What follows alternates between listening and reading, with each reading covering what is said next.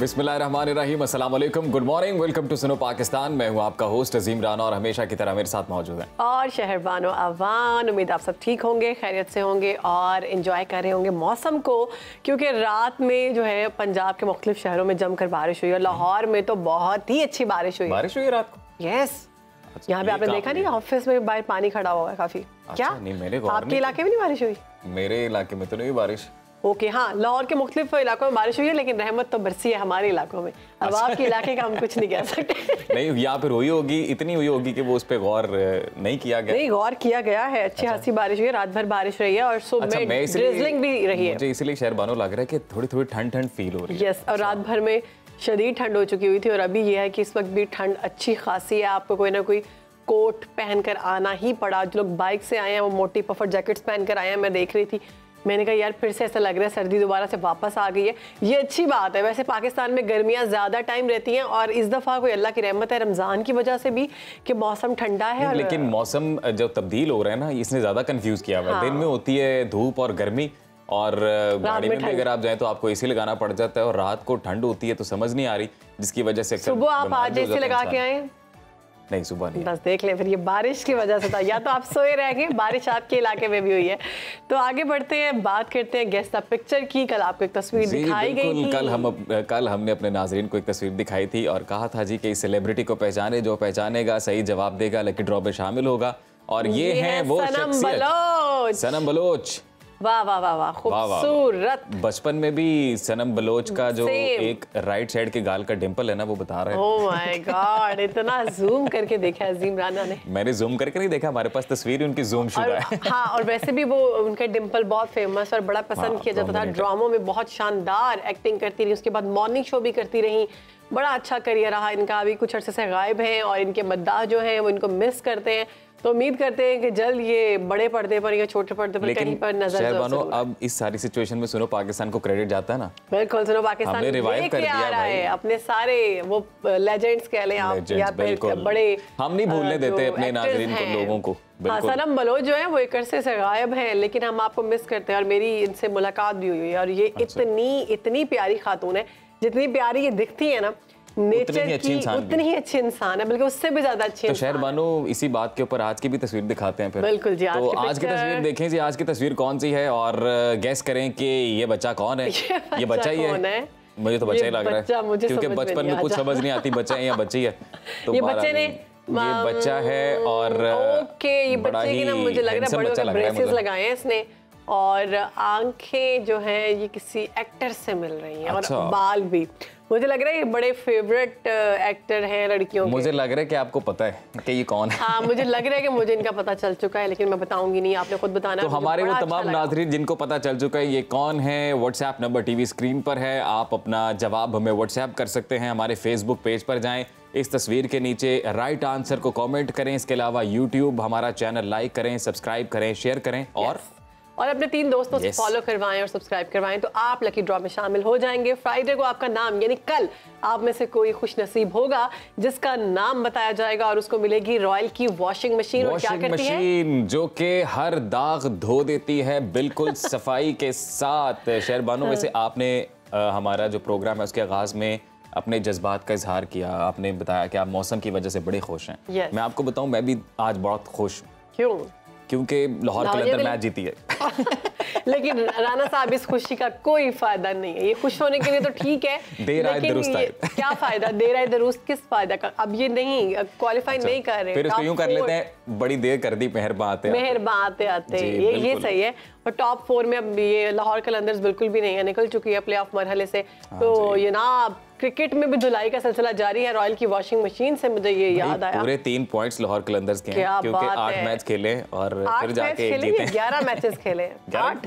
अच्छा, मुझे कंफर्म नहीं पता। अच्छा, तो मैं आपको बताता हूं कि लाहौर कलंदर्स अब तक 8 मैच खेल चुकी है। मुकाबले जारी हैं। लाहौरियों के लिए खुशी की खबर है, लेकिन ये खुशी वक्ती ही है कि PSL के 23वें मैच में लाहौर कलंदर्स ने पहली कामयाबी बिलाखिर हासिल कर लिया। और इस्लामाबाद यूनाइटेड को 17 रन से शिकस्त दी अभी लाहौरियों ने, और जाहिर है कामयाबी छोटी हो या बड़ी, खुश होना तो बनता है, लेकिन ये थोड़ा लिमिटेड ही है क्योंकि इसका कोई ज्यादा फायदा होने वाला नहीं है। बड़ी देर कर दी मेहरबान आते आते। तो ये मैं बिल्कुल यही कह रहा था कि लाहौर कलंदर्स अब तक सिर्फ 8 मैच खेल लाहौर कलंदर्स 8 मैच खेल चुकी है और आप बिल्कुल दुरुस्त थे। तो रॉयल की वॉशिंग मशीन नहीं मिलेगी आपको, जिसमें इसके सिर्फ 3 पॉइंट्स लिए हैं इसने। 1 पॉइंट तो मेरे ख्याल से इनको मिला बारिश की वजह से, और 2 पॉइंट ये जीत चुके हैं, प्लेऑफ से बाहर हो चुकी है। इससे पहले पीएसएल के 22वें मैच में कराची किंग्स ने पीएसएल में तीसरी कामयाबी हासिल की है। कोयटा ग्लैडिएटर्स को 7 विकेट से शिकस्त दे दी, 119 रन का हदफ बासानी हासिल कर लिया। आज रावलपिंडी में इस्लामाबाद यूनाइटेड और कराची किंग्स में जोर का जोड़ पड़ेगा। बिल्कुल, पीएसएल सीजन का जो फीवर है वो हाई है इस वक्त, और क्रिकेट फैंस के लिए बड़ी बड़ी अच्छी खबरें आ रही हैं, बड़े बड़े अच्छे और अनएक्सपेक्टेड किस्म के मैचेस देखने को मिल रहे हैं। डिसीजंस भी आ रहे हैं, डिसीजन भी आ रहे हैं कि जितने भी क्रिकेट फैंस हैं वो पीएसएल के सीजन को बखूबी एंजॉय कर रहे हैं। अच्छा जी, पीएसएल के बाद अब कौमी टीम का एक बड़ा सख्त शेड्यूल भी सामने आया है, और ये भी बड़ी दिलचस्प खबर आपके साथ हम शेयर कर रहे हैं। न्यूजीलैंड की टीम 14 अप्रैल को पाकिस्तान आ रही है, जिसके बाद कौमी टीम ने इंग्लैंड और आयरलैंड का दौरा करना है। फिर वर्ल्ड कप तो आ रहा है जी अमेरिका में, और वेस्ट इंडीज भी जाना है। तो जहां T20 वर्ल्ड कप 4 से 24 जून तक अमेरिका और वेस्ट इंडीज में शेड्यूल है, मुस्तकबिल के चैलेंजेस से निपटने और खिलाड़ियों की फिटनेस बेहतर बनाने के लिए कौमी क्रिकेटर्स को एक बार फिर फौजी ट्रेनिंग करवाने का फैसला किया गया है। ओहो, तो पीसीबी चेयरमैन कहते हैं कि पाकिस्तान क्रिकेट टीम के खिलाड़ियों की फिटनेस बेहतर बनाने के लिए एक बार फिर आर्मी के जेर निगरानी इनको ट्रेनिंग कैंप में भेजा जाएगा। पाकिस्तान क्रिकेट टीम और आर्मी का 10 रोजा लर्निंग कैंप 25 मार्च से 8 अप्रैल तक लगाया जाएगा।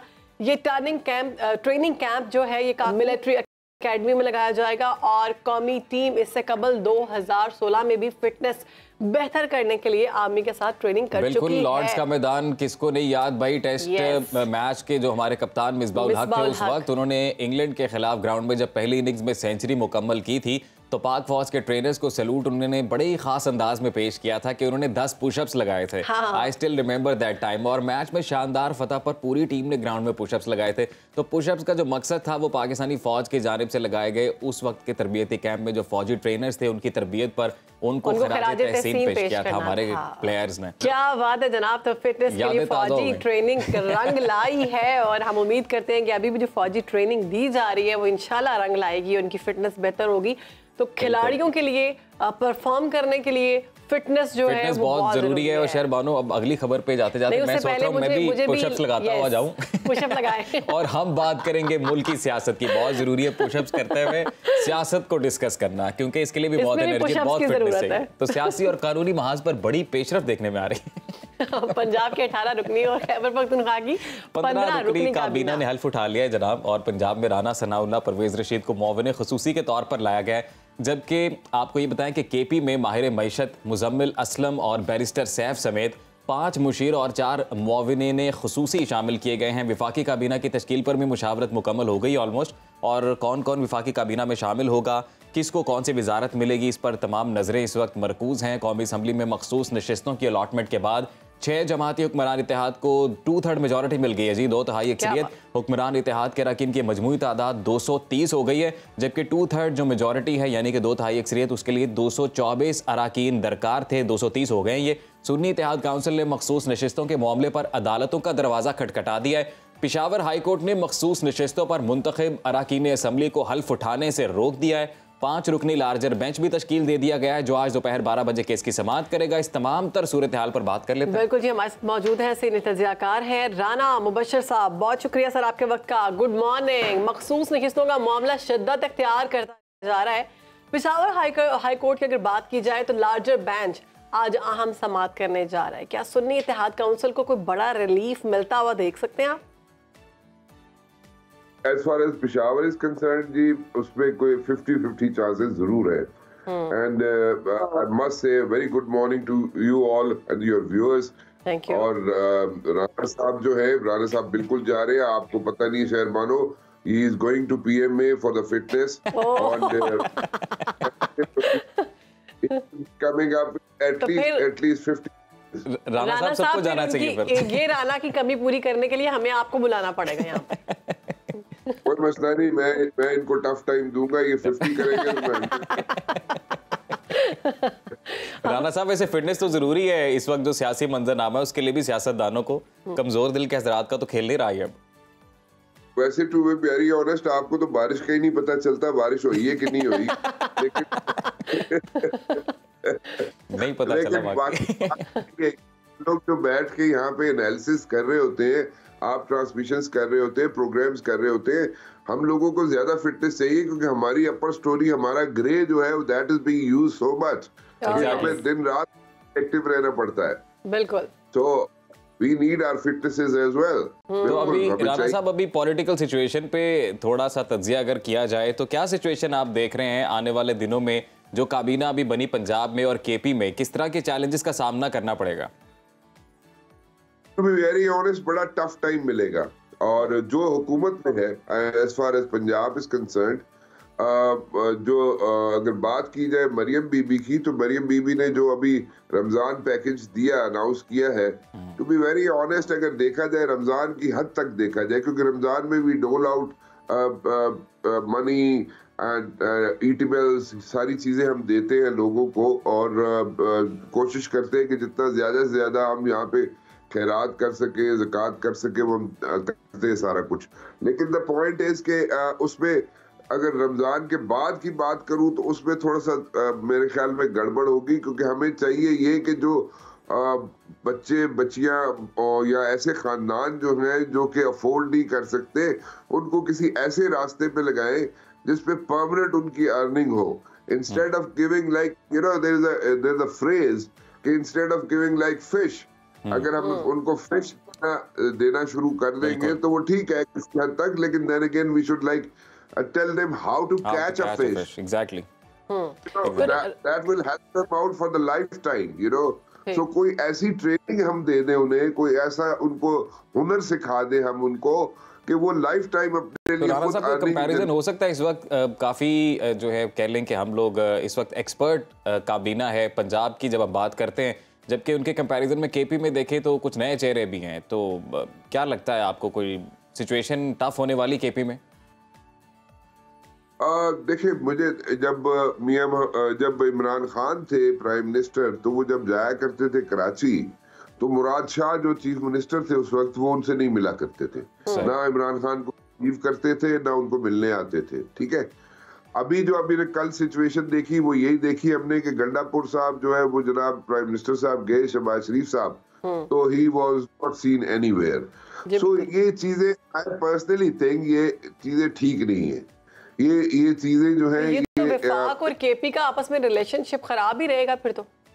Exactly Shehrbano, you know we can not afford this, हम अफोर्ड नहीं कर सकते ये चीजें, एंड बेसिकली हमें चाहिए ये कि हम किसी तरीके से हार्मनी क्रिएट करें, जो भी तरीका है मुझे नहीं पता, सियासतदान, all these politicians sit together और कोई ना कोई हल बिल्कुल हार्मनी क्रिएट करना बहुत ज़रूरी है इस वक्त। और राना साहब, कल एक और तारीख रकम हुई, सुप्रीम कोर्ट ने जुल्फ़िकार अली भुट्टो कत्ल केस से मुतल्लिक सदारती रेफरेंस पर बड़ा फैसला सुनाया, इसे अब तारीखी फैसला भी करार दिया जा रहा है, तो इस फैसले के कोई सियासी असरात होंगे? देखिए राना साहब, सियासी असरात तो डेफिनेटली, देखें एक रिलीफ मिला है पीपल्स पार्टी को, बिलावल भुट्टो को, मोहतरमा बेनज़ीर भुट्टो की जो औलाद है, बच्चियां हैं उनकी, उनको, जरदारी साहब को, ठीक है, सारी चीजें हैं, but then again you know आप इस चीज का एक और एंगल से भी आप सोच सकते हैं, एंड दैट इज कि यार 40 साल के बाद, आफ्टर लाइक 44 ऑलमोस्ट 44, सर कल यही बात हो रही थी कि फैसला देने वाले, सुनने वाले और वो अवाम जो थी उस वक्त जो मुतासिर हुई, वो सब इस दुनिया से रुखसत हो चुके हैं, और अभी ये फैसला सामने आ रहा है। जी एग्जैक्टली। और देखे ना, फिर वो जो बात हम करते हैं कि अगर दादा कोई केस करेगा तो उसके पोते को शायद कोई रिलीफ मिल जाए, तो हम फिर ठीक कहते हैं, तो फिर हम ठीक कह रहे हैं ना। कल हमने देखा ना, फिर बिलावल भुट्टो भी इमोशनल हो गए थे। एग्जैक्टली, वो होना भी बनता भी था, बिलावल भुट्टो का होना, वो बात तो वही होगी, दादे का केस पोते को रिलीफ मिल रहा है, लेकिन डैमेज हैज बीन डन, वो तो खत्म। लेकिन राना साहब, रिलीफ भी मुकम्मल तौर पर नहीं मिला है ना, क्योंकि जो शॉर्ट ऑर्डर कल आया उसमें बिल्कुल ये कहा गया कि उस वक्त फेयर ट्रायल नहीं हुआ, कॉन्स्टिट्यूशन के मुताबिक जो है वो नहीं हुआ वो ट्रायल, लेकिन साथ ही साथ ये भी कहा गया कि जो वर्डिक्ट उस वक्त सुना दी गई वो फाइनल है, उसको कलअदम करार नहीं दिया जा सकता। तो कलअदम क्या करार देंगे यार, छोड़े चले, अब फैसला आ गया, कलअदम करार दे भी देंगे तो भुट्टो तो वापस नहीं आ जाएगा ना। Exactly.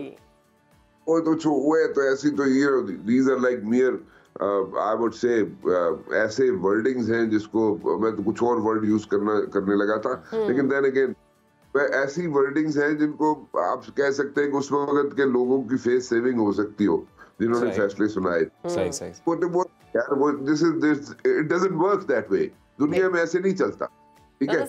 आप please, we have to grow up, our judiciary has to grow up, our politicians have to grow up। हमें आगे चलना चाहिए। दुनिया कहाँ जा रही है, हम क्या कर रहे हैं यार। 40 साल पहले ये गलती होगी थी, वो भाई 40 साल पहले गलती होगी सी तो उन्हें अनडू करने का तरीका और भी तो हो सकता सी ना। उस वेले ठीक कर लेते ना उसनू, चलो नहीं हुई हूं कर रहे हो चलो, लेकिन देन अगेन बात तो वही होगी कि आपके जुडिशियल सिस्टम जो है, हमें पता है वही चल रहा है जो हम फ्रेज यूज करते हैं कि दादा को केस करेगा तो शायद पोते को कोई रिलीफ मिल जाए। राणा साहब, ये जो आपका स्टाइल है ना, इंग्लिश के साथ बिल्कुल सही वाली पंजाबी कॉम्बो करके जो तज्जिया देते हैं, बहुत जबरदस्त लगता है मुझे। तो पंजाब काबीना की बात कर लेते हैं। ये 18 रुकनी पंजाब काबीना ने हलफ उठा लिया है। मरियम नवाज साहिबा बतौर वज़ीर आला उनका पहला तजुर्बा है, कैसा देख रहे हैं आप नई काबीना को, किन चैलेंजेस का सामना होगा? देखिए बहुत टफ टाइम है और एक्सपेक्टेशंस जो है ना मरियम बीबी से बहुत ज्यादा है सबकी। वो इसलिए ज्यादा है कि शहबाज शरीफ रहे पहले, तो उनके खुद वालिद रहे वहाँ पे, फिर उसके बाद शहबाज शरीफ साहब रहे। सो ये सारी चीजें अगर देखी जाए कि जनाब वालिद मियां नवाज शरीफ साहब चीफ मिनिस्टर रह चुके हैं पंजाब के, शहबाज शरीफ साहब पता नहीं कितनी दफा चीफ मिनिस्टर रह चुके हैं, फिरा करते थे सड़कों पे, और to be very honest protocol के बगैर ऐसी पुरानी सी किसी गाड़ी में, और कई मरतबा तो टोपी शोपी पहन के गुजरते थे, किसी को पता ही नहीं चलता था चीफ मिनिस्टर जा रहे। तो वो सारा दिन सारी रात फिरते रहते थे, देखते रहते थे कि हो की रहा शहर। तो वो सारी चीजें अगर ज़हन में रखी जाए तो मरियम बीबी से भी लोग एक्सपेक्ट कर रहे हैं कि पंजाब की शेप को चेंज कर देंगे। एज फार एज उनकी जो टाइम जो है मरियम बीबी के, उनको अगर देखा जाए या सुना जाए तो अभी तक तो वो बहुत अच्छे लगते हैं, ठीक है, और उर्दू भी है, and they are also doable. Maryam Nawaz साहिबा को वसीम अकरम प्लस से भी मिलाया जा रहा है, तो क्या हम ये बर्दाश्त कर सकते हैं? नहीं, ये गलत होगा, बिल्कुल गलत है ये बात। वसीम अकरम प्लस से जनाब अगर मरियम बीबी को मिलाया जाए, know that is absolutely wrong. नहीं, वसीम अकरम प्लस जो था वो पता ही नजर ही नहीं आता, ठीक है ना, उसको प्लस करते करते वो प्लस ही हो गया, ठीक है। अच्छा, कहा ये जा रहा है कि नवाज शरीफ साहब बैक एंड पे होंगे मरियम नवाज साहिबा के साथ? डेफिनेटली यार, देखिए ना, एक बाप है अपनी बेटी को गाइड नहीं करेगा तो क्यों नहीं करेगा, करेगा, बिल्कुल करेगा। नवाज साहब बिल्कुल गाइड करेंगे मरियम बीबी को, ब्यूरोक्रेसी को जानते हैं, पंजाब को जानते हैं, वर्किंग को जानते हैं कैसे होनी चाहिए, बिल्कुल मियां नवाज शरीफ साहब। आपको क्या लगता है अभी मुस्लिम लीग नून में Nawaz Sharif style of politics या डोमिनेट करेगा या शहबाज शरीफ स्टाइल ऑफ पॉलिटिक्स, दोनों में फर्क है? राणा साहब, this is a very good question and I would से कि मैं गलती की थी, तानू क्या तुसी 50 पुशअप कर लोगे, तुसी मैनू इन स्विंगर मारिया है और इन स्विंगर जेड़ा मैं खेडांगा जरूर, ठीक है। लेकिन बड़ी अच्छी बात, देखिए यहाँ पे एक ऐसा इंप्रेशन मिल रहा है कि शायद मियां नवाज शरीफ साहब के साथ कोई ज्यादती हो गई है, ठीक है, जो इंप्रेशन, ठीक है ना, वो ये मिल रहा है कि शायद मियां साहब वजीर आजम बनना था, मियां साहब ने वजीर आजम के साथ नवाज शरीफ साहब के साथ कोई ज्यादती हो गई है। बट आई वुड से कि ये ठीक है, वो एक परसेप्शन है कि शहबाज शरीफ साहब का अपना ग्रुप है, नवाज शरीफ साहब का अपना ग्रुप है, वो चलता है, ऐसे सिलसिला होता है, कुछ लाइक्स डिसलाइक्स होती है, हर जगह पे होती है। लेकिन वोट बैंक जो है मियां नवाज शरीफ साहब का, मियां नवाज साहब जो है वो फुल टाइम हेल्प आउट करेंगे मरियम बीबी को, उनको बिल्कुल सपोर्ट करेंगे, and at the very same time mind you this thing, वो शहबाज शरीफ साहब को भी पूरी कोशिश करेंगे कि जनाब उनको हेल्प आउट करें, जो कुछ भी है। देखे उनकी कोई भी और आता है तो वो उनका भाई तो नहीं होगा ना, तो वो शहबाज शरीफ उसी तरह हेल्प आउट करने की पूरी और शहबाज शरीफ साहब जो हैं वो अपने बड़े भाई की बाप की तरह इज्जत करते हैं। हमने देखा कि किस तरह उनके फैसलों की वो कदर करते हैं, एक अरसे से ये देख रहे हैं दोनों भाइयों का। लेकिन राणा साहब, आपको नहीं लगता कि एक फैसला मुश्किल हो जाएगा वजारत खजाना का? वज़ारत खजाना का फैसला वाकई मुश्किल है, ठीक है। और इस वक्त जो है इसहाक डार साहब की अगर बात की जाए तो वो तो वहां पे नहीं आते हुए नजर आते। वो तो मेरे ख्याल में अब फॉरेन मिनिस्टर बनना चाहेंगे। मोहम्मद औरंगजेब साहब की बात हो रही है।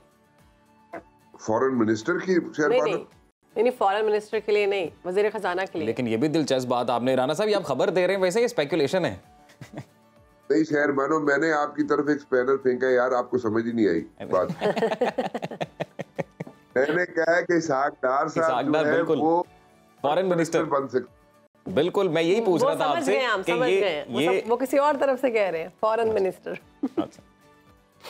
नहीं शहर मानो, वाकई सही बता रहा हूँ, राना साहब ने पकड़ लिया मुझे, लेकिन द पॉइंट इज कि वो वाकई हो सकता है। देयर आर पॉसिबिलिटीज, मुझे नहीं पता। आप हमें घुमा रहे हैं। नहीं पॉसिबिलिटीज हैं, हो सकता है ना। देखिए इतने करीब है वो शरीफ फैमिली के, और ठीक है एज अ फाइनेंस मिनिस्टर वो ऐसा जितने सक्सेसफुल नहीं रहे, लेकिन उनकी कोशिश ये है अपना इसहाक डार साहब की, या वो चाहेंगे जरूर ये ऐसा कि वो फॉरेन मिनिस्टर बन जाए। अच्छा, और उनके चांसेस हैं? या सर मानो यहाँ पे पॉलिटिक्स में कोई चीज हतमी नहीं है। देखिए डे टू डे पॉलिटिक्स होती है हमारे पाकिस्तान में, हर दिन नई पॉलिटिक्स होती है, बल्कि अब तो हर घंटे के बाद नई पॉलिटिक्स होती है। राना साहब, ये PDM 2 की तरफ ही जा रही है सारी सिचुएशन, लेकिन बिलावल भुट्टो जरदारी नहीं कोई ले रहे वजारत? As of now I don't think so. देखिए अभी देखो IMF का एक आना है, टीम आनी, उन्होंने हमें कुछ यहाँ पे देनी है, पैसे देने हैं, फिर उसके बाद बजट आना है जून में। वो इतनी महंगाई बढ़ेगी मजीद, ठीक है, महंगाई बढ़ेगी, IMF की कोई कंडीशंस होंगी, उनको इम्प्लीमेंट किया जाएगा, उससे और यहाँ पे महंगाई बढ़ेगी। सो मेरा नहीं ख्याल कि उस वक्त तक जून के बाद देखा जाएगा। शायद उस वक्त ये कहें कि जी ठीक है हम लोग ज्वाइन कर लेते हैं कैबिनेट को। अभी मलबा अपने ऊपर नहीं डालना चाह रहे शर्मानो, अभी तो इतना तूफान आ जाएगा एकदम, आप देखेंगे ना कुछ ही दिनों में इतना तूफान महंगाई का आ जाएगा, डिवैल्यूएशन ज्यादा हो जाएगी, तो वो मेरा नहीं ख्याल अभी रखेगा, अभी नहीं। ठीक है, बहुत शुक्रिया राना साहब, पाकिस्तान को वक्त दिया और जो सियासी सूरत हाल है उस पर अपना तजिया पेश किया। यहाँ पर ब्रेक शामिल करते हैं जी, ब्रेक के बाद वापस आएंगे, प्रोग्राम आगे बढ़ाएंगे।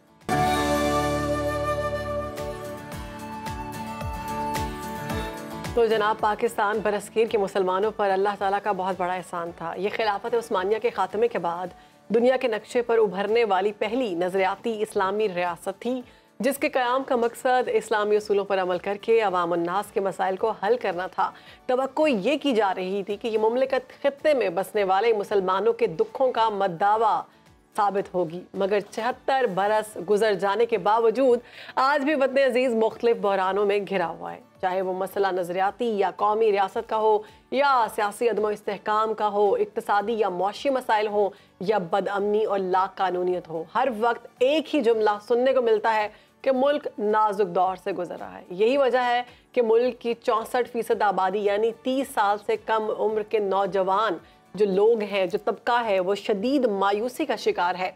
आज ये सवाल अहम नहीं है कि यह हालात का जिम्मेदार कौन है, किस वजह से ये हुआ।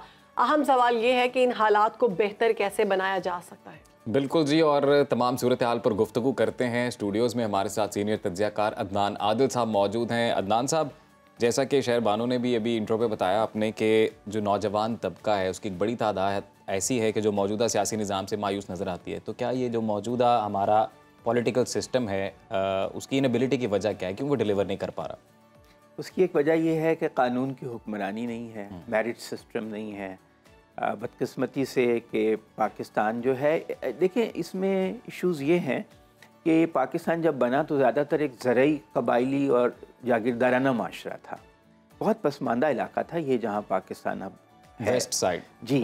तो इसलिए ये उतना डेवलप नहीं था जितना बाकी इंडिया के इलाके डेवलप थे। यहाँ पे सिर्फ 4 कारखाने थे, तो देखा जाए तो हमने तरक्की तो बहुत की है उस लिहाज से अगर हम माजी से कंपेयर करें। लेकिन ये कि बीच में हमारा तरक्की का मोमेंटम टूट गया। फिर बदकिस्मती से हमारा जो हमसाया है वो हमसे 6 गुना बड़ा है इंडिया, उसने हमें डिस्टेबलाइज करने की कोशिश की। फिर इधर अफ़गानिस्तान जो है वो एक मुसलसल बदअमनी का शिकार और खाना जंगी का शिकार रहा, उसके असरात भी हम पे बहुत गहरे पड़े, क्योंकि पख्तून आबादी उधर भी है और इधर भी है। तो हम उस बॉर्डर को सील नहीं कर सकते, इतना बड़ा बॉर्डर है वो, सैकड़ों किलोमीटर लंबा, हिंदू कश का पहाड़ी इलाका है। तो इसलिए मसाइल कुछ हमारी जोग्राफ़ी की वजह से भी हैं, हमारे यहाँ जो माजी था उसकी वजह से भी हैं। तो इतनी नाउम्मीद होने की बात नहीं, जो जो वक्त गुजरेगा चीज़ें बेहतर होंगी। अब पाकिस्तान 1947 की निस्बत बहुत डेवलप्ड है, हमारी एग्रीकल्चर डेवलप हो चुकी है, हमारी शहरी आबादी बढ़ गई है। आप देखें कि इस वक्त पाकिस्तान की 35-40% आबादी शहरों में रहती है, देहात भी बहुत हद तक शहरी हो चुके हैं, वहाँ भी टेलीफोन पहुँच चुका है, बिजली पहुँच चुकी है, सड़कें पहुँच चुकी हैं।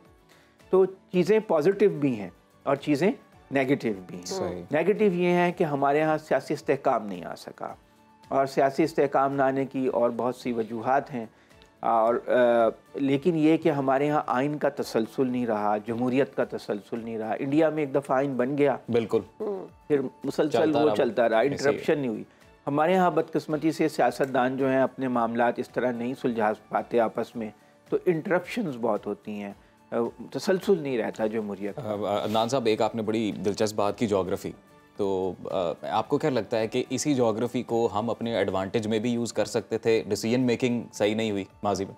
देखिए, यूज़ तो हमने किया, क्योंकि हम एक ज़माने में कम्युनिस्ट जो सोवियत यूनियन था उसके ख़िलाफ़ फ्रंट लाइन स्टेट थे, पूरा वेस्ट हमें मदद देता था, हमारी ग्रोथ रेट उसकी वजह से 6% से भी ज़्यादा हो गई थी। नॉन नेटो एलाय बने जब? जी, नॉन नेटो एलाय। उससे पहले भी आप 60s में अयूब खान के दौर में जो हमारे यहाँ ग्रीन रेवोल्यूशन आया अमेरिका की मदद से, और हमारे यहाँ बहुत सनती तरक्की हुई, हमारे यहाँ ज़राई तरक्की हुई। तो ऐसा नहीं है कि हमने फ़ायदा नहीं उठाया, लेकिन ये कि बीच में हमने गलतियाँ भी की, उस गलतियों का नुकसान भी हुआ। फिर अफ़गानिस्तान के जो हालात थे उसकी वजह से जो दहशतगर्दी फैली, उससे हमारी मईशत को बहुत नुकसान हुआ, और अब भी हो रहा है। अब भी इस अफ़गानिस्तान की जो ट्रेड है पाकिस्तान के ऊपर बोझ है। वो $7 अरब की जो चीज़ें मंगाते हैं वो डॉलर हमारा इस्तेमाल होता है ज़्यादातर, तो उसकी वजह से हमारी मईशत पर दबाव रहता है। लेकिन बहरहाल हम फ़ायदा उठा सकते हैं, अब भी हम सही फैसले करें। अभी देखिए चाइनीज़ इन्वेस्टमेंट तो आई है ना यहाँ पे, $25-30 अरब की। सदारती निज़ाम हल है। देखिए, निज़ाम तो जो भी होगा चलाएंगे तो वही लोग ना, हम और आपने ये स्टूडियो चलाना है। बिल्कुल, चाहे स्टूडियो को इधर कर लें या इधर कर लें स्टूडियो में बैठना तो मैंने और आपने ही है ना। तो असल बात ये है कि चलाने वाले कैसे हैं, चलाने वाले तो नहीं बदले। निज़ाम में मसला या चलाने वालों में मसला? मेरा ख्याल है चलाने वालों में। अगर निज़ाम आप कोई भी ले आए ना, उसको ऐसे ही बना देंगे जैसा अब है। अदनान साहब, फिर अवाम में भी मसला है? हाँ, कल्चर का भी इशू है। कल्चरल हमारे जो इश्यूज़ हैं, वर्क कल्चर नहीं है, उस तरह से फ्यूडल वैल्यूज़ हैं, जागीरदाराना अक़दार हैं, हमारी ट्राइबल सिस्टम है। अभी हम अर्बन मिडिल क्लास कल्चर उस तरह से नहीं बन सका जिसमें मेरिट बेस्ड सिस्टम होता है, एक इंसाफ में मबनी निज़ाम होता है। इसीलिए पढ़े लिखे लोग ज़्यादा बददिल हैं, क्योंकि यहाँ पे मेरिट बेस्ड सिस्टम नहीं है। अब देखें, आप सदारती निज़ाम की बात कर रहे थे। सदारती निज़ाम का ये फ़ायदा है कि उसमें आप कैबिनेट जो है पार्लियामान से बाहर के लोग भी ले सकते हैं, टेक्नोक्रेट्स भी ले सकते हैं, जबकि पार्लियामानी निज़ाम में आप सिर्फ कौमी असम्बली और सेनेट के मेंबर्स को वज़ीर बना सकते हैं। एक ये फ़र्क है। तो प्रेसिडेंट जो है वो ज़्यादा पावरफुल होता है, मगर उसका नुकसान ये है कि प्रेसिडेंट आमर भी बन सकता है, एक डिक्टेटर भी बन सकता है। और हमारे यहाँ आपको पता है डिक्टेटर बनने का रुझान भी बहुत ज़्यादा लोगों में मौजूद है। लेकिन और दूसरी उसमें यह है कि पाकिस्तान एक विफाक है। यहाँ बलोच, सिंधी, पश्तून, पंजाबी, सराइकी, इनकी अपनी शनाख्तें हैं, ये अपनी शनाख्त पे इसरार करते हैं। अब होगा क्या, पंजाब की आबादी 50% से ज़्यादा है, एक अक्सरियती सूबा है। जब आप सदारती निज़ाम लाएंगे तो सदर अक्सरियत से मुंतखब हो जाएगा, तो जो छोटे सूबे हैं वो कहेंगे कि ये तो पंजाब ने अपनी बर्तरी हम पे मुसल्लत करना चाहता है, हमेशा पंजाब से ही अक्सरियत की बलबूते। लेकिन अदनान साहब, जो सियासी जमातों के जानिब से उम्मीदवार खड़े किए जाते हैं, उनकी क्वालिटी, उनकी एजुकेशन, स्क्रूटनी से आप मुत्तमईन हैं? देखिए, फिर तो आप अवाम रिजेक्ट कर देना, और अवाम कर भी देते हैं। अगर साफ शफाफ इलेक्शन हो तो अवाम तो बहुत लोगों को रिजेक्ट कर देते हैं ना जी। तो फिर ये तो अवाम के ऊपर मुनहसर है। अगर वो अच्छे उम्मीदवार नहीं है, आप उनको वोट ना दें। आपने देखा ना, पीपल्स पार्टी को लोगों ने पंजाब में रिजेक्ट कर दिया। बिल्कुल ठीक। और कितनी पॉपुलर पार्टी होती थी। मैंने खुद उनके लाख लाख लोगों के जलसे देखे नज़ीर भुट्टो के, लेकिन बाद में वो बिल्कुल फारिग हो गए। तो अवाम, अगर उम्मीदवार अच्छे नहीं है तो अवाम फारिग कर दें। आप देखें, यही निज़ाम इंडिया में तो ठीक चल रहा है। ऐसा नहीं है। आप देखें सदर के निज़ाम में एक प्रॉब्लम होती है कि पार्लिमान कानून साजी करती है, सदर इंतजामिया का हेड होता है। अब पार्लिमान जो है वो अगर उसमें अक्सरियत हो नून लीग की और सदर हो तहरीक इंसाफ का या पीपल्स पार्टी का, तो उनमें क्लैश हो जाएगा। अब सदर चाहता है कानून साजी हो ताकि मैं हुकूमत बेहतर तरीके से, लेकिन पार्लियामान कहेगी मैं तो कानून नहीं। अदनान साहब, हम लोग अमेरिका की तरफ का सदारती निज़ाम वही है ना, अमेरिका का निज़ाम यही है, मेजॉरिटी पार्टी में कांग्रेस जो है वो मना कर देती है कानून बनाने से और सदर जो है फिर उसके साथ कंप्रोमाइज करता है। अब हमारे यहाँ क्या ऐसा कल्चर है कि सदर कंप्रोमाइज कर लेगा पार्लियामान से? जमहूरियत तो फिर इसी का नाम है ना कि आपको मिलजुल के चलना है। तो उसमें कंप्रोमाइज तो फिर पार्लियामानी सिस्टम में भी हो सकता है। अगर अब नहीं हो रहा तो तब कैसे होगा, जबकि दो पार्लियामान अलग रुख पे चलेगी, सदर अलग रुख पे चलेगा। बड़ा मुश्किल हो जाएगा पाकिस्तान के माहौल में सदारती निज़ाम को चलाना कि पार्लियामान में किसी और जमात की अक्सरियत है, सदर किसी और जमात का है, दोनों हर वक्त एक दूसरे से पंगेबाजी करेंगे। अदनान साहब, डिसीजन अल्टीमेटली तो फिर प्रेसिडेंट का ही प्रिवेल करेगा ना, अगर मुल्क की मुफाद में कोई फैसला लिया जाए। प्रिवेल करेगा, कानून बनाने का इख्तियार तो पार्लियामान के पास होगा, फिर भी सदर के पास तो इख्तियार नहीं होगा। सदर तो इंतजामिया का हेड होगा। ये कहा जाता है ना कि जब इत्तेहादी जमातें मिलकर कोई हुकूमत बनाती हैं, जैसी भी मौजूदा मिसाल आपके सामने, तो उसमें फिर कोई डिसीजन ही नहीं ले पाता है, सब एक दूसरे पर डालते हैं जी नहीं, ये साथ नहीं दे रहे कानून साजी के लिए, हमारे पास मेजॉरिटी नहीं। हाँ ये तो है, लेकिन बात ये है कि हुकूमतें चलती भी हैं। पीपल्स पार्टी ने 5 साल पूरे नहीं किए थे, या नून लीग ने भी 5 साल पूरे किए थे। वज़ीर आज़म तो कोई 5 साल नहीं पूरे कर। हाँ वो तो फिर हमारा मसले कुछ और भी हैं ना, जो हमारी गैर जमहूरी बाज़ रिवायात हैं वो आड़े आ जाती हैं। देखें हल ये नहीं है ये सदर का निज़ाम हो या पार्लिमानी निज़ाम हो। अदनान साहब, पार्लिमानी निज़ाम का मसला जो हमें नज़र आ रहा है, कहीं उसकी वजह ये तो नहीं कि ये मुकम्मल अपनी रूह के तौर पर अभी तक आया ही नहीं है? ऐसे ही है। और देखें बात यह है, कोई ऐसे नहीं होता हथेली पे सरसों नहीं जमा करते। हाँ जी। ऐसे आप कहें कि बस हो जा और हो गया। माशरे का इर्तका होता पाकिस्तान है, स्टेप बाय स्टेप आगे चलता है। एक नया मुल्क है। सॉरी, पाकिस्तान की जो सिचुएशन है ना, वो यही चाहता है हो जा, मईशत ठीक हो जा, मसीहा उतरे और सब कुछ फूक मार के कह जी लो जी सब सेट हो गया, हर गरीब आदमी अमीर हो गया। 70 साल सर इस अवाम ने सब्र किया। मेरे ख्याल से इससे साबिर कौम तो मैंने अभी तक नहीं देखी अपने सामने कि जो वेट कर रहे हैं अच्छे वक्त में। तो 75 साल एक फुट नोट के बराबर भी नहीं होता। वो तो बात आपकी ठीक है, लेकिन स्ट्रगल एक मुसलसल जारी है। देखें अब लोगों ने इस इलेक्शन में कितनी बाशऊर होने का किया। आप देखें कि एक पार्टी के पास तो निशान भी नहीं था। अदनान साहब, 5 ऐसे लेकिन सब लोग इतनी बड़ी तादाद में निकले, उसके निशान ढूंढ कर उन्होंने वोट भी दे दिया। वक्त बड़ा कम है, हमें हल बता दें क्या है इसका। इसका हल है इख्तियारात की तकसीम निचली सतह पे की जाए, लोकल बॉडी सिस्टम को मजबूत बनाया जाए, आइन में ऐसी गारंटीज रखी जाए कि लोकल बॉडी सिस्टम का तसलसल कायम रहे, उसको बीच में रखना ना आए और उनके पास इतने इख्तियारात हों जो आइन में लिखे गए हों कि उनको कोई छीन ना सके। जब इख्तियार यूनियन कौंसल, तहसील कौंसल, ज़िले कौंसल के पास होगा, लोगों के मसले मुकामी सतह पे मुकामी नुमाइंदे हल कर लिया करेंगे, तो ये सिस्टम ज़्यादा बेहतर काम कर सके। और अदनान साहब, जाते जाते एक और कि पूरी दुनिया में इतने बड़े सूबों का रवाज भी नहीं रहा। हाँ वो ठीक है, लेकिन उसके लिए फिर इत्तफाक राय पैदा करना पड़ेगा ना।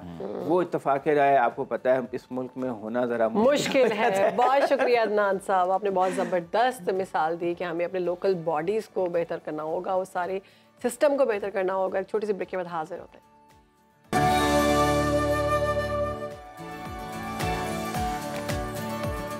वज़ीर-ए-आज़म शहबाज शरीफ की हुकूमत के लिए मईशत बदस्तूर एक बड़ा चैलेंज होगी। अगर इससे निमटने के लिए वही पुराने हरबे इस्तेमाल होते दिखाई दे रहे हैं हमें, तो हुकूमत ने 6 से 8 अरब डॉलर के नए कर्ज प्रोग्राम के लिए IMF से रुजू करने का फैसला किया है। नई हुकूमत और IMF में मुज़ाकरात आइंदा हफ्ते से शुरू होने का इम्कान है। वज़ारत ख़जाना ने तैयारियां इस हवाले से मुकम्मल कर ली हैं। माहिरीन के मुताबिक नया कर्ज मज़ीद सख्त शराइत पर मिलेगा। तो ऐसी सूरत में महंगाई कैसे कम होगी, गुर्बत कैसे ख़त्म होगी, बेरोज़गारी का ग्राफ कैसे नीचे आएगा, मुआशी आसूदगी का ख्वाब कैसे पूरा होगा, 25 बिलियन डॉलर के बैरूनी कर्जों की अदायगी कैसे होगी, गैस और बिजली की भारी भरकम बिलों से कैसे जान छूटेगी, अवाम को रिलीफ कब और कैसे मिलेगा। मुआशी चैलेंज से निपटने के लिए नए वज़ीर ख़जाना के मुख्तलिफ नाम हमारे सामने आ रहे हैं। मुश्किल इस्लाहात, IMF से मुज़ाकरात और कमज़ोर मईशत समेत कई बड़े चैलेंजेस नए वज़ीर ख़जाना के लिए एक बड़ा इम्तिहान साबित होंगे। तो जनाब, इसी तमाम तर सूरत हाल पर बात कर लेते हैं। हमारे साथ मौजूद हैं माहिर मईशत हैं मोहम्मद एहसन मलिक साहब। बहुत शुक्रिया आपके वक्त का सर। नई हुकूमत के लिए मईशत की बहाली एक कड़ा इम्तिहान है। नई हुकूमत को किन मुआशी चैलेंजेस का सामना करना पड़ सकता है? बिस्मिल्लाहिर्रहमानिर्रहीम। अजीम, अभी तो सबसे पहले जो भी गवर्नमेंट अभी आई है जी। इसके लिए सबसे बड़ा चैलेंज है दैट इज IMF, कि आप इमीडिएटली IMF के प्रोग्राम में जाएं ताकि आपकी जो इश्यूज हैं वो रिजॉल्व हो सकें। सही। और उसके बाद सेकंड जो मैं समझता हूँ प्राइम मिनिस्टर के लिए चैलेंज है कि जो उन्होंने अपनी इलेक्शन कैंपेन में वादे किए हैं पब्लिक से, उनको वो रिलीफ कैसे दे पाएंगे। प्रॉब्लम ये है कि अभी भी जो बातचीत चल रही है, कुछ 3 के 4 वजीर खजाना के नाम चल रहे हैं। जी जी। मैं ये समझता हूँ कि ये हमेशा से हमारी गलती रही है कि हम ऐसे आदमी को लेकर आते हैं जिसकी कोई कॉन्स्टिट्यूएंसी नहीं होती पाकिस्तान में, चाहे वो हफीज शेख साहब हों, चाहे वो शौकत तरीन साहब हों, चाहे ऐसी बहुत सी एग्जाम्पल्स हैं, रजा बाकर साहब को ले लें आप। इसकी भी एक वजह है सर, और वो वजह ये है कि अब जो इकोनॉमी के इसके लिए बड़े अनपॉपुलर जो डिसीजंस हैं वो लेने पड़ेंगे, तो कोई ऐसी शख्सियत ही अफोर्ड कर सकती है इस तरह की फैसला साजी, क्योंकि जिसकी कॉन्स्टिट्यूएंसी यहाँ पे है वो इस तरह के फैसले करेगा तो फिर वो वापस अवाम को कैसे मुंह दिखाएगा। नहीं, अनपॉपुलर डिसीजन तो चाहे वो दूसरा करे, फेस तो गवर्नमेंट ने करना है। हाँ जी। वो मतलब शौकत तरीन साहब ने या रजा बाकर साहब ने या हफीज शेख साहब ने तो कुछ फेस नहीं करना। जो भी उसकी प्राइस है वो उस वक्त की गवर्नमेंट पे कर रही है, चाहे वो PTI थी, चाहे वो PDM थी, चाहे वो नून लीग थी। तो वो ये तो आप नहीं कह सकते कि जी वो उस बंदे ने वो चीज की थी। इट्स अ गवर्नमेंट, तो वो वन इंडिविजुअल पे नहीं। लेकिन मैं ये समझता हूँ जब एक पॉलिटिकल आदमी जब फाइनेंस मिनिस्टर बनता है तो उसको थोड़ा सा एक पब्लिक का एहसास होता है और उसने वापस उस पब्लिक में जाना बिल्कुल होता है। जाना होता है। अभी मलिक साहब, सेनेटर मुसद्दिक मलिक और मारूफ बैंकर जो हैं मोहम्मद औरंगजेब, इनका नाम सामने आ रहा है, इनको आप कैसे देख रहे हैं? ये अभी आप भी देख रहे होंगे, हम भी मीडिया पे देख रहे थे, एक दिन मुसद्दिक मलिक साहब की खबर चल रही थी जी। अब औरंगजेब साहब की चल रही है। इसहाक डार का नाम भी था लेकिन अब निकल गया। किसका नाम था? इसहाक डार साहब। नहीं, मैं समझता हूँ इसहाक डार साहब, अभी कल जो प्राइम मिनिस्टर ने मीटिंग चेयर की है पूरी अपनी टीम के साथ, उसमें पहली मीटिंग में तो इसहाक डार साहब नहीं थे, लेकिन कल रात को जो मीटिंग हुई है उसमें इसहाक डार साहब बैठे हुए थे और वो बड़ा एक्टिवली पार्टिसिपेट किया उन्होंने। जो रात को मीटिंग आई है, रात को जो उनकी मीटिंग हुई है, और उसमें जो उन्होंने डिसीजंस लिए हैं, मतलब लाइक अभी जैसे एक उनके रात को मैं देख रहा था कि जो प्राइम मिनिस्टर साहब ने कहा कि PIA की निष्कारी करें। अच्छा, ये जो आने वाले वजीर खजाना है, कोई भी हो, क्या ये इन दोनों में से बात करें या तीनों में से अगर बात करें तो क्या ये मुल्क की मईशत को संभाल सकेंगे? शहर बानो, ये बिल्कुल संभाल सकते हैं। आपकी पॉलिटिकल विल होनी चाहिए और थोड़ा सा पब्लिक को अगर आप साथ लेकर चलें। अगर आपने पॉलिसीज दोबारा बंद कमरों में बैठ के बनाई इस बजट में, तो आपको ये this is the last time for, मतलब ये जो आपकी जो गवर्नमेंट है इसके पास ये लास्ट चांस है, क्योंकि इसके बाद इनको चांस नहीं मिलेगा। इनको इस टेन्योर में पब्लिक को रिलीफ देना है। और उसमें मैं सबसे बड़ा गैप जो समझता हूं ना, कि ये जो बंद कमरों में बैठ के पॉलिसीज बना देते हैं, स्टेक होल्डर्स के साथ कंसल्टेशन नहीं करते हैं।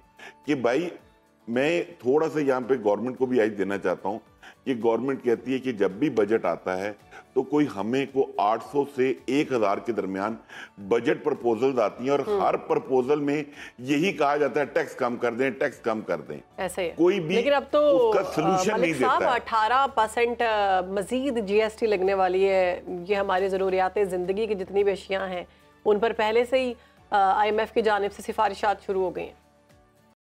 IMF बेसिकली तो IMF आपको ट्विस्ट करेगा। अब बात ये, जैसे वो आपको ट्विस्ट करता है और हमारे जो उधर से निगोशिएटर बैठेंगे वो उसमें किस तरीके से पब्लिक के लिए रिलीफ ले पाते हैं या लेने की कोशिश करते हैं। मतलब हम अगर अपना PIA और पाकिस्तान स्टील का एक बैगेज अपने सर से उतार लेते हैं और वापडा का सर्कुलर डट को मैनेज कर लेते हैं, तो मैं समझता हूं हम काफी बेहतरी की तरफ चल पड़ेंगे। सर, कर पाएंगे ये डिसीजन ले पाएगी ये हुकूमत? 18th अमेंडमेंट के बाद हमारा जो 60% है वो प्रोविंसेस को चला जाता है और 40% जो रह जाता है वो डेट सर्विसिंग और प्लस जो आपकी bleeding state inter own prices हैं बिल्कुल उनके ऊपर निकल जाता है और बाकी जो आपका फैसले बिल्कुल करने पड़ेंगे आने वाले वक्त में। मलिक साहब, ये कहिएगा कि डीम्ड इनकम टैक्स की अगर हम बात करते हैं तो FBR की जानिब से फाइनेंस एक्ट 2022 की सेक्शन 7E के तहत हर पाकिस्तान पर एक से ज्यादा गैर मनकूला जायदाद पर 50% डीम टैक्स लगाया गया है। ये मामला अदालतों में भी ज़ेरे समाअत है। ये डीम टैक्स है क्या, ये भी बता दें, और इससे रियल एस्टेट का कारोबार कैसे और कितना मुतासिर हो सकता है? अजीम, ये 2022 में जैसे आपने जिक्र किया ये इंट्रोड्यूस हुआ। अच्छा। और डीम इनकम टैक्स, ये मैं ये समझता हूँ जिसने भी इसको इंट्रोड्यूस करवाया उसने पाकिस्तान के साथ बहुत ज्यादती की। अच्छा। कि पूरी दुनिया आपको अट्रैक्ट करती है कि आप हमारे पास इन्वेस्टमेंट लेकर आएं और हमसे रिटर्न लें। हमने पाकिस्तान ने एक ऐसा कानून इंट्रोड्यूस करवाया कि आप यहाँ पे प्रॉपर्टी परचेज करें और गवर्नमेंट को रेंट पे करें। इसकी करंट सिचुएशन ये है कि Sindh high court and Lahore high court इन्होंने इसकी फेवर में डिसीजन दिया है कि ये कानून ठीक है, जबकि Islamabad high court and KPK high court इन्होंने इसके अगेंस्ट डिसीजन दिया है। बलूचिस्तान हाई कोर्ट का इसका डिसीजन पेंडिंग है और 26 मार्च सुप्रीम कोर्ट में इसकी हियरिंग की डेट है। मुझे बहुत उम्मीद है सुप्रीम कोर्ट से, क्योंकि ये कानून के अंदर काफी फ्लॉज हैं, अल्ट्रा वायरिस है, तो ये शायद टर्न डाउन हो जाएगा। और मैं ये समझता हूँ कि गवर्नमेंट को बेहतर लेजिस्लेशन करनी चाहिए जिससे कि फॉरेन इन्वेस्टमेंट अट्रैक्ट हो, इंस्टेड के वो यहाँ से लोग अब पैसा कैपिटल फ्लाइग हो रहा है यहाँ से। ठीक है, बहुत शुक्रिया साहब, ये हमारे साथ मौजूद थे और बता रहे थे कि मुल्की हालात को, मुल्की मैशत को बेहतर करने के लिए हमें थोड़े सख्त फैसले लेने होंगे, बर्दाश्त करना होगा, हालात बेहतर होंगे। एक छोटी सी ब्रेक ले रहे हैं, उसके बाद हाजिर वापस आते हैं।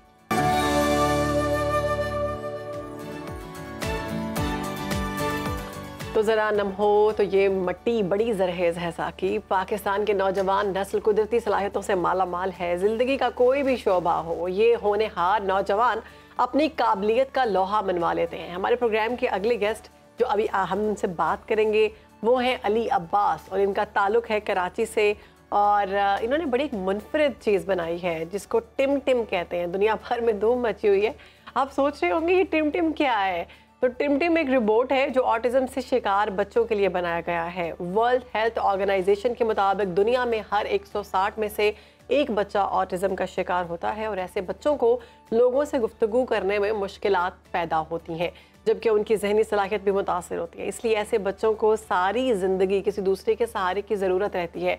तो टिम टिम ऐसे बच्चों के लिए दोस्त बनता है और दोस्त बनने का फैसला करता है, तो अपनी सलाहियतों को बेहतर बनाता है, और साथ जो ऑटिज्म का बच्चा है जो शिकार है उससे भी बात करता है। तो बात कर लेते हैं, में आगे बढ़ने के लिए कॉन्फिडेंस मिलता है जी। टिम टिम दोस्त बन जाता है जब उसका। तो मजीद बात करते हैं इस रोबोट के इन्वेंटर, आज हमारे साथ मौजूद हैं, इंजीनियर हैं अली अब्बास। अली अब्बास, वेलकम टू सुनो पाकिस्तान। कैसे हैं आप? सबसे पहले तो ये बताइए कि ये टिम टिम ही है, हम सही प्रोनाउंस कर रहे हैं, ये कंफ्यूजन दूर करें। जी जी बिल्कुल, आप लोग सही प्रोनाउंस कर रहे हैं, थैंक यू सो मच। अच्छा अली, कहाँ से आया आइडिया टिम टिम का आपके माइंड में? ये टिम टिम का नाम कैसे ज़हन में आया और ये टिम टिम करता क्या है, कैसे करता है? डिटेल्स बताएं ज़रा प्लीज़। जी, टिम टिम का नाम इस तरह हमारे जहन में आया, हमने कुछ नाम फाइनलाइज किए थे हमारी टीम ने ना, और फिर हमने वो बच्चों के साथ चेक किए। तो टिम टिम एक ऐसा नाम था जो कि बच्चों को बहुत ज़्यादा अट्रैक्ट कर रहा था। टिम टिम के जो नाम के मतलब हम लोग निकालते हैं वो है शाइनिंग स्टार्स। अच्छा ये बताएं कि ये काम कैसे करता है? ऑटिज्म के बच्चों की हेल्प कैसे करता है? क्या उनके स्पीकिंग स्किल्स में मदद करता है? जी बिल्कुल, हमने जो ये रोबोट डेवलप किया है फॉर स्पेशल किड्स, लेकिन हमने पर्टिकुलरली जो है ऑटिज्म के जो शिकार बच्चे हैं उनको ज़्यादा टारगेट किया है, उनकी प्रॉब्लम्स को हमने ज़्यादा टारगेट किया है। वो किस तरह से किया है कि हम स्पेशलिस्ट जो हैं, ऑटिज्म की कंसल्टेंट्स जो हैं, हमने उनके साथ फोकस सेशंस किए। उसके अंदर हमने देखा कि ऑटिस्टिक बच्चों को क्या प्रॉब्लम फेस हो रहे हैं पाकिस्तान में, और इनके क्या क्या प्रॉब्लम्स हैं जो कि हम रोबोट के जरिए कैटर कर सकते हैं। तो फिर हमने वो रोबोट के अंदर चीज़ें इनकॉर्पोरेट की, और ये रोबोट बेस्ड इंटरवेंशन जो है बाहर ममालिक में बहुत ज़्यादा यूज़ हो रही है, जो कि बच्चों के अंदर उनकी कम्युनिकेशन, उनकी सोशलाइजिंग स्किल्स और उनकी कॉग्निटिव यानी दिमागी सलाहियतों को इंक्रीज करने के लिए बहुत ज़्यादा यूज़फुल है। तो अली अब्बास ये बताइएगा कि अब तक आपने कोई डेटा कंपाइल किया है कि कितनी कामयाबी हासिल हुई इस रोबोट के इस्तेमाल से ऑटिज्म को ट्रीट करने में? कोई ब्रेक थ्रू मिला आपको? जी, ऑटिज्म जो है वो बेसिकली क्यूरेबल नहीं है, बट वो मैनेजेबल है। तो हमारे रोबोट का ऑब्जेक्टिव ये है कि इस रोबोट के ज़रिए बच्चों के अंदर इम्प्रूवमेंट लेकर आएँ।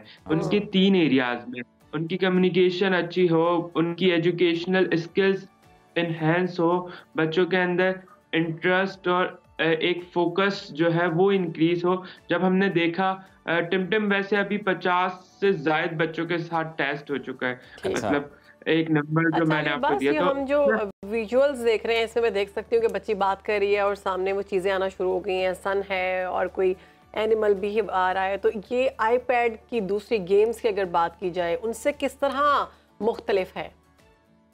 जी, ये उनसे इस तरह से मुख्तलिफ है बिकॉज टिमटिम जो है वो एक रोबोटिक आइडेंटिटी है।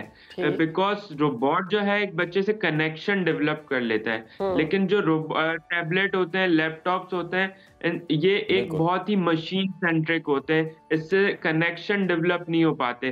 तो रिसर्च भी यही कहती है कि रोबोट से जब कनेक्शन डेवलप होता है तो बच्चा क्या करता है, उसकी कमांड्स फॉलो करता है। रीइंफोर्समेंट लर्निंग होती है, हम अपनी बात है, जैसे कि हमें कहलवानी हो कि अच्छी बात को फॉलो करो कुछ भी, तो वो रोबोट के जरिए, क्योंकि रोबोट के अंदर एक अनलिमिटेड पेशेंस होता है। अच्छा, और इन बच्चों में क्या है, जी ये मूव भी कर लेता है। अच्छा, और ये बताएं कि इसकी लागत कितनी है? अगर कोई खरीदना चाहता हो आपसे, तो क्या आप इसको सेल कर रहे हैं बड़े लेवल पर? जी बिल्कुल जी, इसको हम बिल्कुल इंस्टीट्यूशंस को सेल आउट कर रहे हैं। इसकी जो प्राइस है वो 4,80,000 with 1 year subscription. 1 year subscription. इसका क्या मतलब है कि 1 साल तक ये चलेगा, उसके बाद दोबारा सब्सक्रिप्शन लेनी पड़ेगी? नहीं, हाँ बिल्कुल ये चलता रहेगा वैसे तो, लेकिन जो सब्सक्रिप्शन है, जैसे कि इसका कंटेंट है वो कीप ऑन चेंज होता रहता है।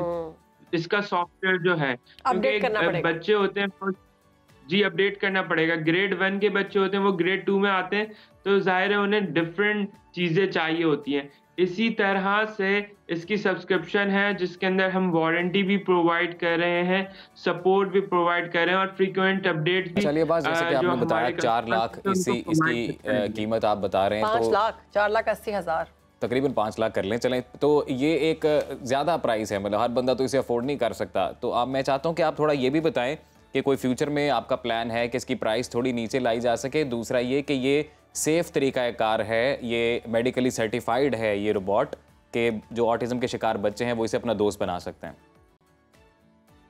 मैं इसका आपको थोड़ा ब्रीफ करता हूँ कि ये जो रोबोट है इसके अंदर जो कंपोनेंट्स यूज हुए हैं वो बहुत ज़्यादा एक्सपेंसिव हैं। अगर आप ग्लोबली इस तरह के रोबोट देखेंगे $6,000 से जायद से स्टार्ट हो रहे हैं, जो कि पाकिस्तान में अगर ड्यूटीज के बाद हम ऐड आउट करेंगे तो इसकी कॉस्ट बहुत ज्यादा होगी, इंक्रीज होगी।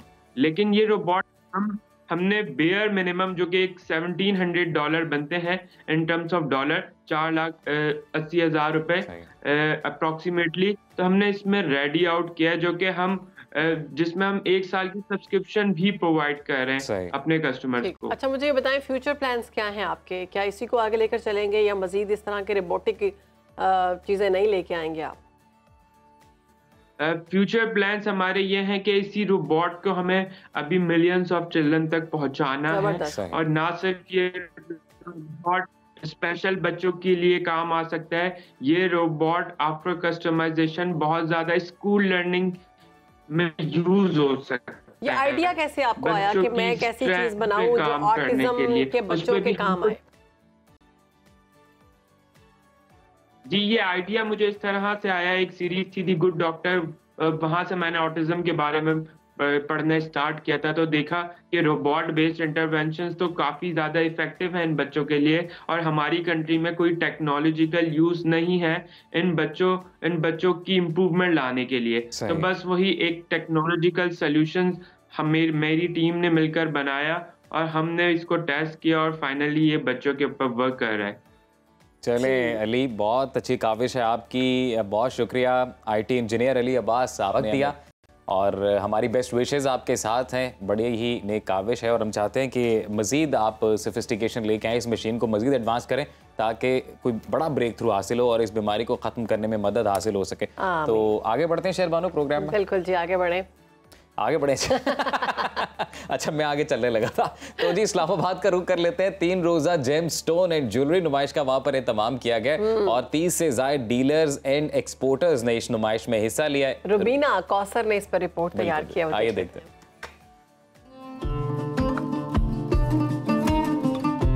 चमकते दमकते रंग बदलते कीमती पत्थर, दिलकशी लाजवाब तो तराश खराश भी कमाल।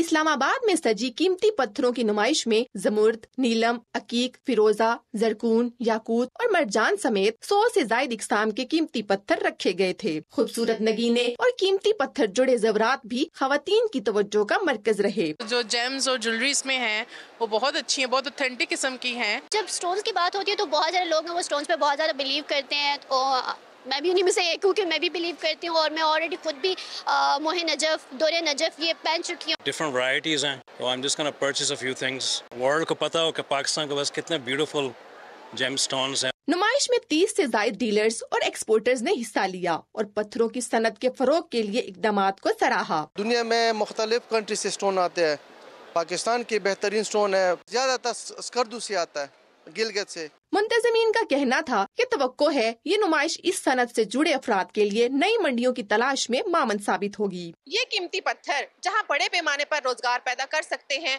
वहीं इन्हें बरामद करके कसीर ज़र मुबादला भी कमाया जा सकता है। कैमरामैन सैयद अरसलान के साथ रुबीना कौसर, सुनो न्यूज़, इस्लामाबाद। जबरदस्त जी, इतनी खूबसूरत ज्वेलरी की कलेक्शन वहाँ पर मौजूद थी और स्टोन्स आपको पसंद है? मुझे तो बहुत पसंद है। हाँ जी बिल्कुल, अच्छी चीज़ किसको पसंद नहीं होती और स्टोन्स जब ज़्यादा अच्छे तरीके से वो बनवाए जाते हैं रिंग्स में तो वो बड़े अट्रैक्टिव लगते हैं, बड़े खूबसूरत लगते हैं। लेकिन मेरा ऐसा कोई हार्डकोर बिलीव नहीं है, बट वो खूबसूरती के लिहाज से अगर देखा जाए तो यस, आई लाइक स्टोन्स। मुझे बहुत खवातीन को तो ज़्यादा पसंद होते हैं, खवातीन तो प्रॉपर उनकी ज्वेलरी बना के पहनती हैं। मुझे बहुत अच्छा लगता है और मुझे बहुत ही पसंद है स्टोन्स को पहनना और स्टोन्स को फिर अच्छे तरीके से संभालना भी पड़ता है। आपको तो फिर इस नुमाइश में जाना चाहिए था शहरबानो, यहाँ पे तो डिस्काउंटेड प्राइस में मिल सकते थे। हाँ, आई विश, लेकिन वो इस्लामाबाद में फिर मैं नहीं जा सकती थी क्योंकि मैंने प्रोग्राम करना होता है। अच्छा। तो एक ब्रेक ले रहे हैं, इसी बात पे एक छोटी सी ब्रेक के बाद हाजिर होते हैं।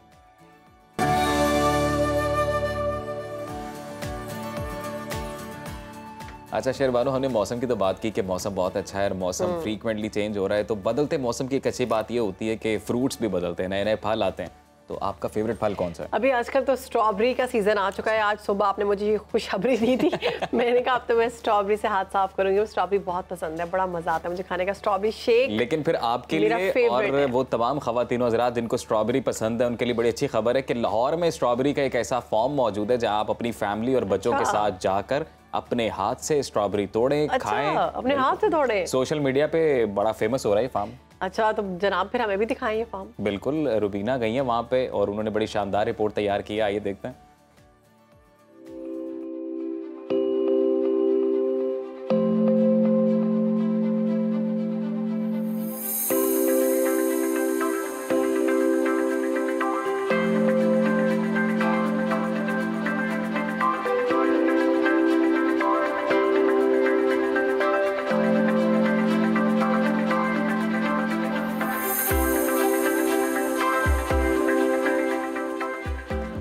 This is me Rubina Yusuf और आज हम मौजूद हैं यहाँ पर।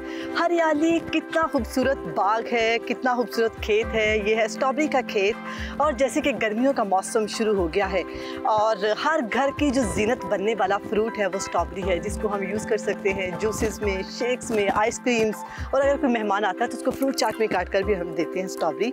और ये बच्चों से लेके बड़ों तक का ये एक फेवरेट फ्रूट है, बड़ा फ्रेश फ्रूट है। मैं तो अक्सर खुद बाज़ार से ख़रीदती थी, रेडियो पर दिखती मुझे नज़र आती थी। ये मेरा एक फ़र्स्ट एक्सपीरियंस है कि मैं यहाँ पर खुद आई हूँ और आप यकीन नहीं करेंगे कि मुझे लगता था कि जो स्ट्रॉबेरी है ना ये दरख्तों को लगती है।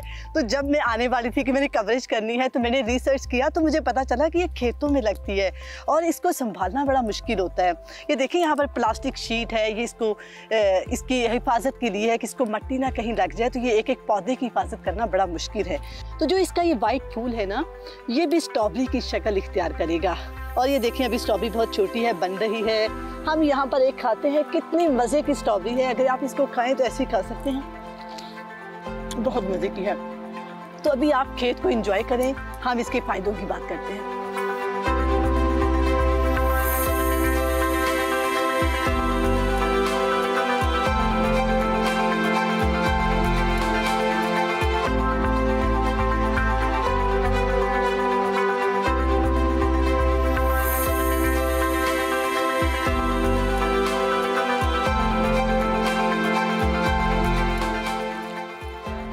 कसम से बहुत थक चुकी हूँ क्योंकि ये मेरा फर्स्ट एक्सपीरियंस था, मैंने अपने हाथों से पिक की, लेकिन मज़ा मुझे बहुत आया। आप तो सिर्फ ख़रीद सकते हैं, मार्केट में देख सकते हैं, लेकिन जो मज़ा आज मैंने किया है, थकावट भी फील नहीं हो रही मुझे तो।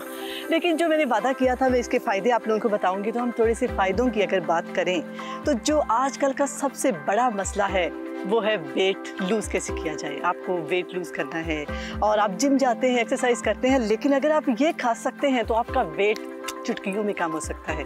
दूसरी बात, लोगों को जिगर के बहुत मसले हैं, तो ये कहा जाता है कि अगर आप निहार मुंह गिलास 2 गिलास अगर आप इसके जूस पी लेना तो आपका मसला भी गायब हो जाएगा। ब्लड प्रेशर, दिल की बीमारियां, बहुत सारे जो मसलों का इलाज है वो स्ट्रॉबेरी है। और जो सबसे इम्पोर्टेंट बात है, हमारी मदर्स जब वो प्रेग्नेंट होती हैं, जो एक ख़वातीन है, उसमें बहुत सारे विटामिन्स की डेफिशिएंसी हो जाती है, तो वो जब ये खाती है तो विटामिन C, B9 की काफ़ी मिकदार स्ट्रॉबेरी में पाई जाती है।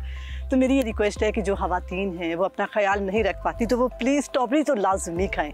और दूसरी बात ये है कि अगर हम और इसकी बात करें कि लड़कियाँ खूबसूरत कैसे हो सकती हैं, ख़वातीन जो हैं वो अपना ख्याल नहीं रखती, उनको रिंकल्स आ जाते हैं और पिंपल्स हैं और इस तरह से झुर्रियाँ पड़ गई हैं, फ्रैकल्स आ गई हैं, स्याइयाँ जो इर्द गिर्द पड़ जाती हैं। तो लेकिन अगर आप स्ट्रॉबेरी खाएंगे तो उसका भी इसमें हल है। तो कितने फ़ायदे हैं उफ अल्लाह। अगर आप लोगों को स्ट्रॉबेरी पहले नहीं पसंद थी तो अब पसंद आनी चाहिए, इसमें कितने फ़ायदे हैं। मुझे तो लगता है कि मैं तो अब स्ट्रॉबेरी खाऊंगी। और वैसे भी रमज़ान आने वाला है, आपने पूरे दिन से रोज़ा रखा हुआ होगा, कुछ नहीं खाया होगा, इफ्तार के वक्त अगर आप इसका जूस पिए या शेक तो क्या ही बात है, कितनी बीमारियों से आप निजात पा सकते हैं। फ़ायदे तो मैंने आपको बहुत सारे बता दिए हैं स्ट्रॉबेरी के, लेकिन अब हम मिलेंगे इस बाहिम्मत खातून से जिसका ये खूबसूरत बाग है। उसकी भी एक बड़ी मज़ेदार कहानी है कि कैसे उन्होंने ये काम स्टार्ट किया, तो ये हम जानेंगे उनसे। उससे पहले मैं ये खाऊंगी थोड़ी स्ट्रॉबेरी, अपनी थकावट को करूंगी दूर।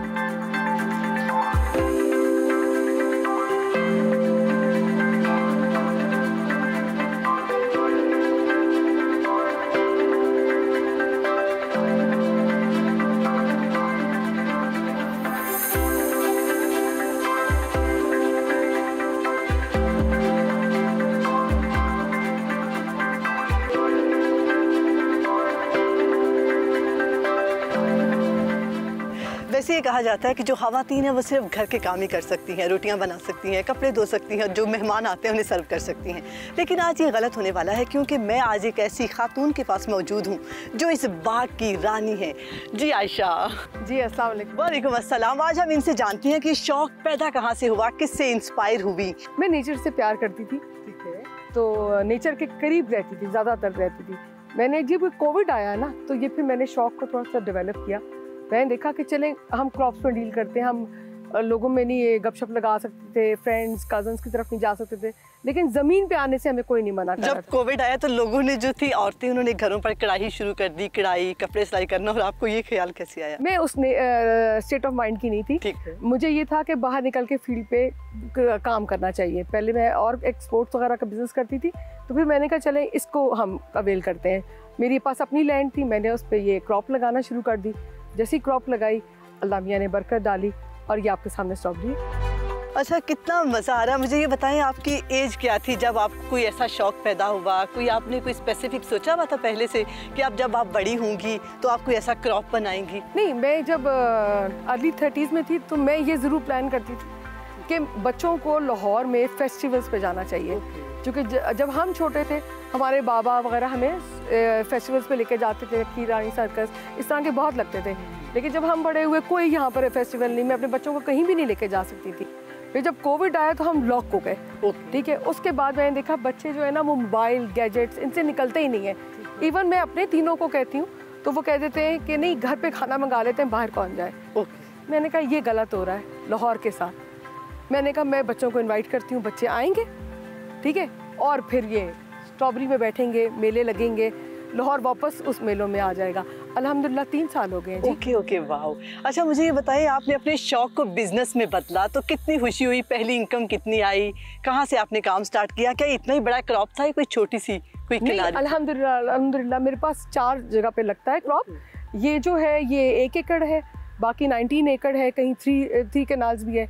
डैमेज भी होता है, लॉस भी होता है, प्रॉफिट भी होता है। इससे प्यार करोगे ना, ये आपसे प्यार करेगी, ये ज़मीन है ना। यस। अच्छा मुझे ये बताएं, इसको संभालना बहुत मुश्किल है, जैसे पिछले दिन बहुत बारिशें हुई हैं और फिर बर्फ़ भी पड़ती है, तो कैसे आप इसकी लुक आफ्टर करती हैं? कितने आपके पास एम्प्लॉइज़ हैं जो इनकी लुक आफ्टर करते हैं? मेरे पास अल्हम्दुलिल्लाह तकरीबन राउंड 70 के करीब स्टाफ है, जिसमें कुछ सुपरवाइजर्स भी हैं, ठीक है, और वो देखते हैं, मैनेज करते हैं। अभी जो हडियारे की तरफ जो है, हमारे लाहौर में एक जगह है हडियारा, उस तरफ जो बारिश आई, ओले गिरे, तो वो पूरी क्रॉप डैमेज हो गई। लाइक वो 17 एकड़ थी, ठीक है, वो 100% लॉस था, उसके ऊपर हमने ट्रैक्टर चला दिया। अच्छा, ये अल्लाह की बरकत है कि ये देखें, ये चली खड़ी हो गई है। जहाँ मैंने लास्ट फेस्टिवल किया था वो भी बिल्कुल चल रही थी, बच्चे आ रहे हैं जी, इंजॉय कर रहे हैं। अच्छा आयशा, मैंने ये सुना है कि आप फेस्टिवल्स भी करवाती हैं, उसके बारे में थोड़ा बताइएगा। हाँ जी, मैं ना सिर्फ बच्चों के लिए फेस्टिवल्स कराती हूँ। काश मेरी बच्ची होती तो फेस्टिवल भी आता। नहीं, आप अब इस एज में भी बच्चे आते हैं।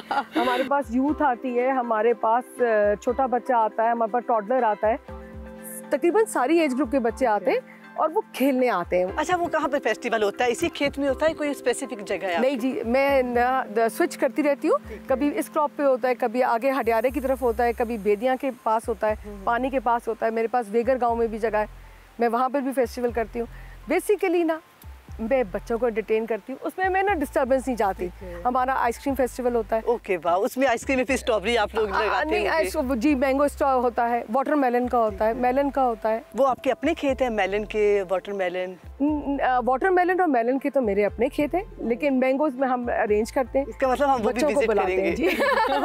बच्चों को बुलाने का हमारा टारगेट है। ये जो बच्चे हैं ना, इनको हम इस लैंड के करीब लाना चाहते हैं, बजाय ये कंक्रीट। अच्छा, बच्चे तो आके बड़ा वो मेस क्रिएट नहीं कर देते, ये पौधों को काटते हैं और खराब करते हैं? नहीं जी, बच्चे ना बड़ों से भी ज्यादा समझदार हैं। एक दफा आयशा आंटी बताती हैं कि इस क्रॉप के ऊपर पाँव नहीं आना, ये बेबी है मेरा। ठीक है, ठीक है। तो वो उसको इसी तरह प्यार करते हैं जैसे वो किसी बेबी को करते हो। अच्छा, मेरा जो लास्ट सवाल वो ये है कि जो हमारी ख़वातीन है आपको घर पर देख रही हैं, उनके लिए कोई एक मैसेज देना चाहें आप? जी, मैं बिल्कुल एक अच्छा सा मैसेज दूंगी कि प्लीज़ आप ये देखिएगा कि हम भी अच्छी फैमिली से, और कोई बुरी बात नहीं है कि अगर आप आके ये क्रॉप्स पे काम करें। मैं भी सारी ज़िंदगी एक्सपोर्टर रही, मेरा विज़न बहुत बड़ा था, लेकिन इसको भी टाइम देना, ये भी बहुत ज़रूरी है। आप घरों से निकलें, मुझसे हेल्प मांगनी, मुझसे मांगे, मैं आपको पूरी हेल्प करूँगी। आप लोग भी प्लीज़, अब तो हमारी चीफ मिनिस्टर भी जो है ना वो लेडी है, आए जी, उनके साथ निकल के इन क्रॉप्स को डील करते हैं। Within 5 years इंशाल्लाह आप देखिएगा पाकिस्तान कहाँ आ जाएगा। अच्छा, मुझे ये बताएं, क्या ये कोई इसमें जो मिट्टी है आपकी, ये कोई ख़ास मिट्टी है, मैं अपने घर पर उगा सकती हूँ, मतलब इस हवाले से? नहीं, घर पे आप लगा सकते हैं, लेकिन इसके लिए देखिए ना एनर्जी लगती है इसको डेवलप करने। घर के लिए आपके लिए एक आपको ये पॉट लेना पड़ेगा, इस पर मेहनत करनी पड़ेगी। आप स्ट्रॉबेरी देखो हमारी कितनी अच्छी रेड कलर की स्ट्रॉबेरी है। और मुझे ये लग रहा था जैसे ये ना कुछ चीज है, बल्कि ये पेपर है, बड़ा प्लास्टिक है जी, ये प्लास्टिक है। ओके, ये हम लगाते हैं इसको सपोर्ट देने के लिए। जब नया प्लांट लगाते हैं तो उससे पहले हम ये सारे प्लास्टिक लगाते हैं ताकि इस मिट्टी इसके पौधों के पत्तों को खा जाती है। ओके ओके जी, आयशा आपका बहुत शुक्रिया अपना वक्त देने के लिए। Thank you so much.